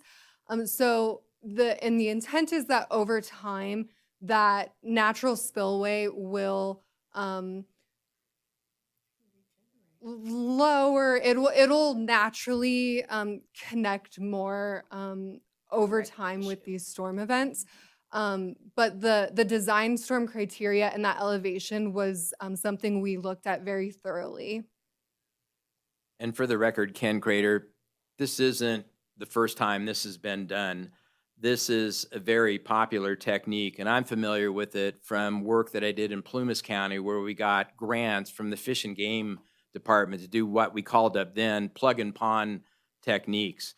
And these ponds ultimately do reach natural balance with the elevations, topography, with the flood events, and create just great wildlife habitat, great space for native plant growth, and actually then crowd out the noxious weeds and reduce the noxious weeds. So these have been used very effectively, and I've seen before and after photographs of different areas where they've been used in, and the results are just amazing.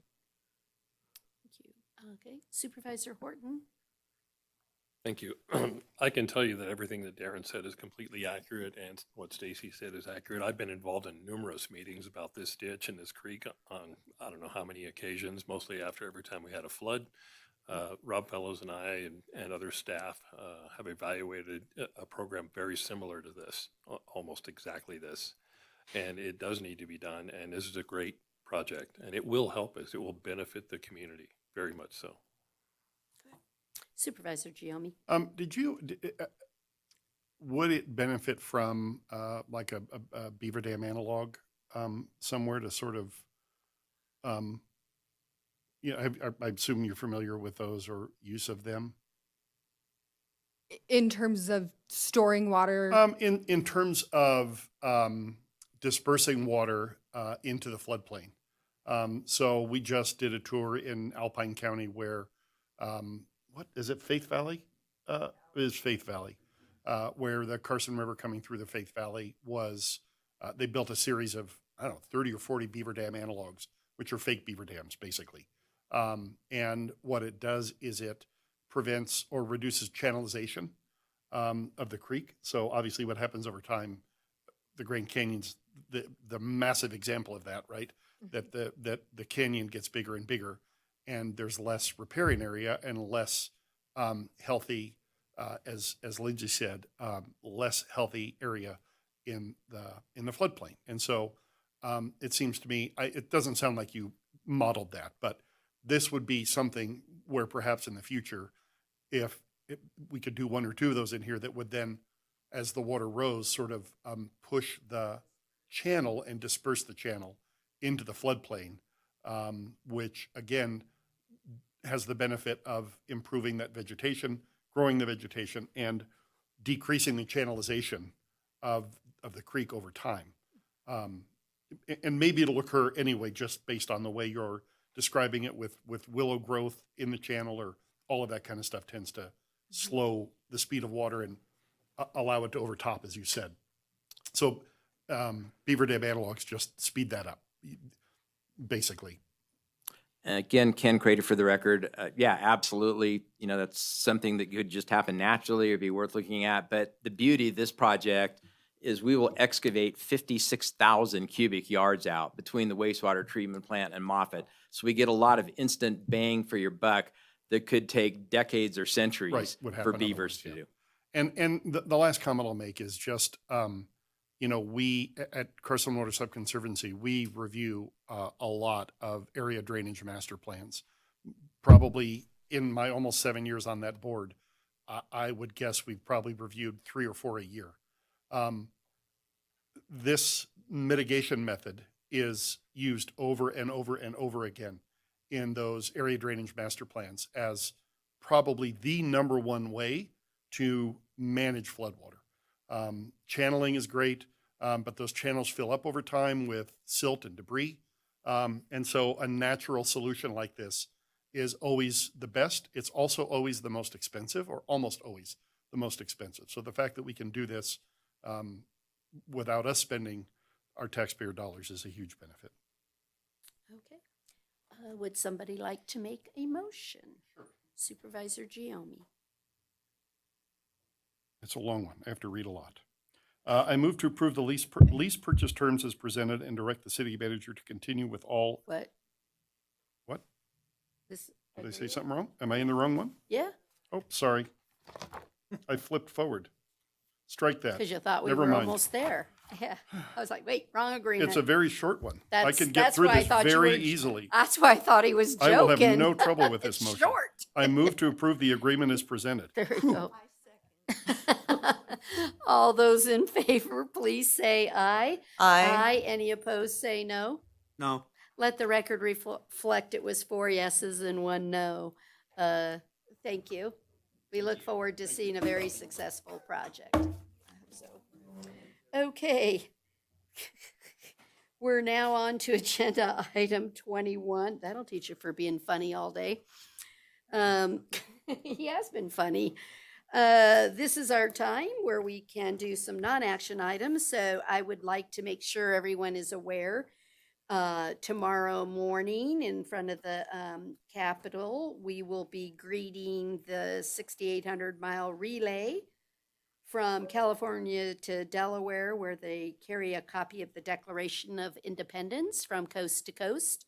My good friend Jeannie Young is carrying it on behalf of Carson City, so we will greet her there. That is tomorrow, 9:30 at the Capitol. And just thought in case you'd like to come and be bored with my little speech, but it should be a nice little, again, continuing for the 250-year celebration and things. So we'll have the declaration in a baton. Does anybody else have anything to share? I don't see any hands raised. We're good. Oh, just on the, sorry, just on the conversation about water. Yesterday at CWSD, we actually toured flood areas from Runstraw that occurred, and it really was a huge deal and huge costs. And then just really, Reed Cousins talked about the, in his general manager's report, talked about the watershed and Nevada water management updates, and that was really interesting. You know, we do have to be mindful of surface rights versus groundwater rights and all that entails. So it was an excellent meeting and perfectly timed for today's discussion. I don't see anyone else, so we will recess then, and as a reminder, we will reconvene at 5:30 this evening for Stacy's motion. So, I don't, final public comments not till this evening.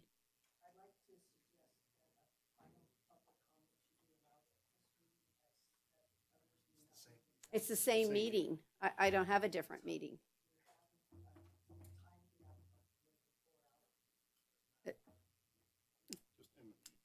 Yeah, we're in recess till 5:30, and I'll have a final public comment this evening for that.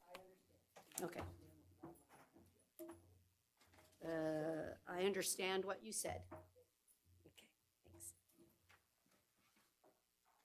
thanks.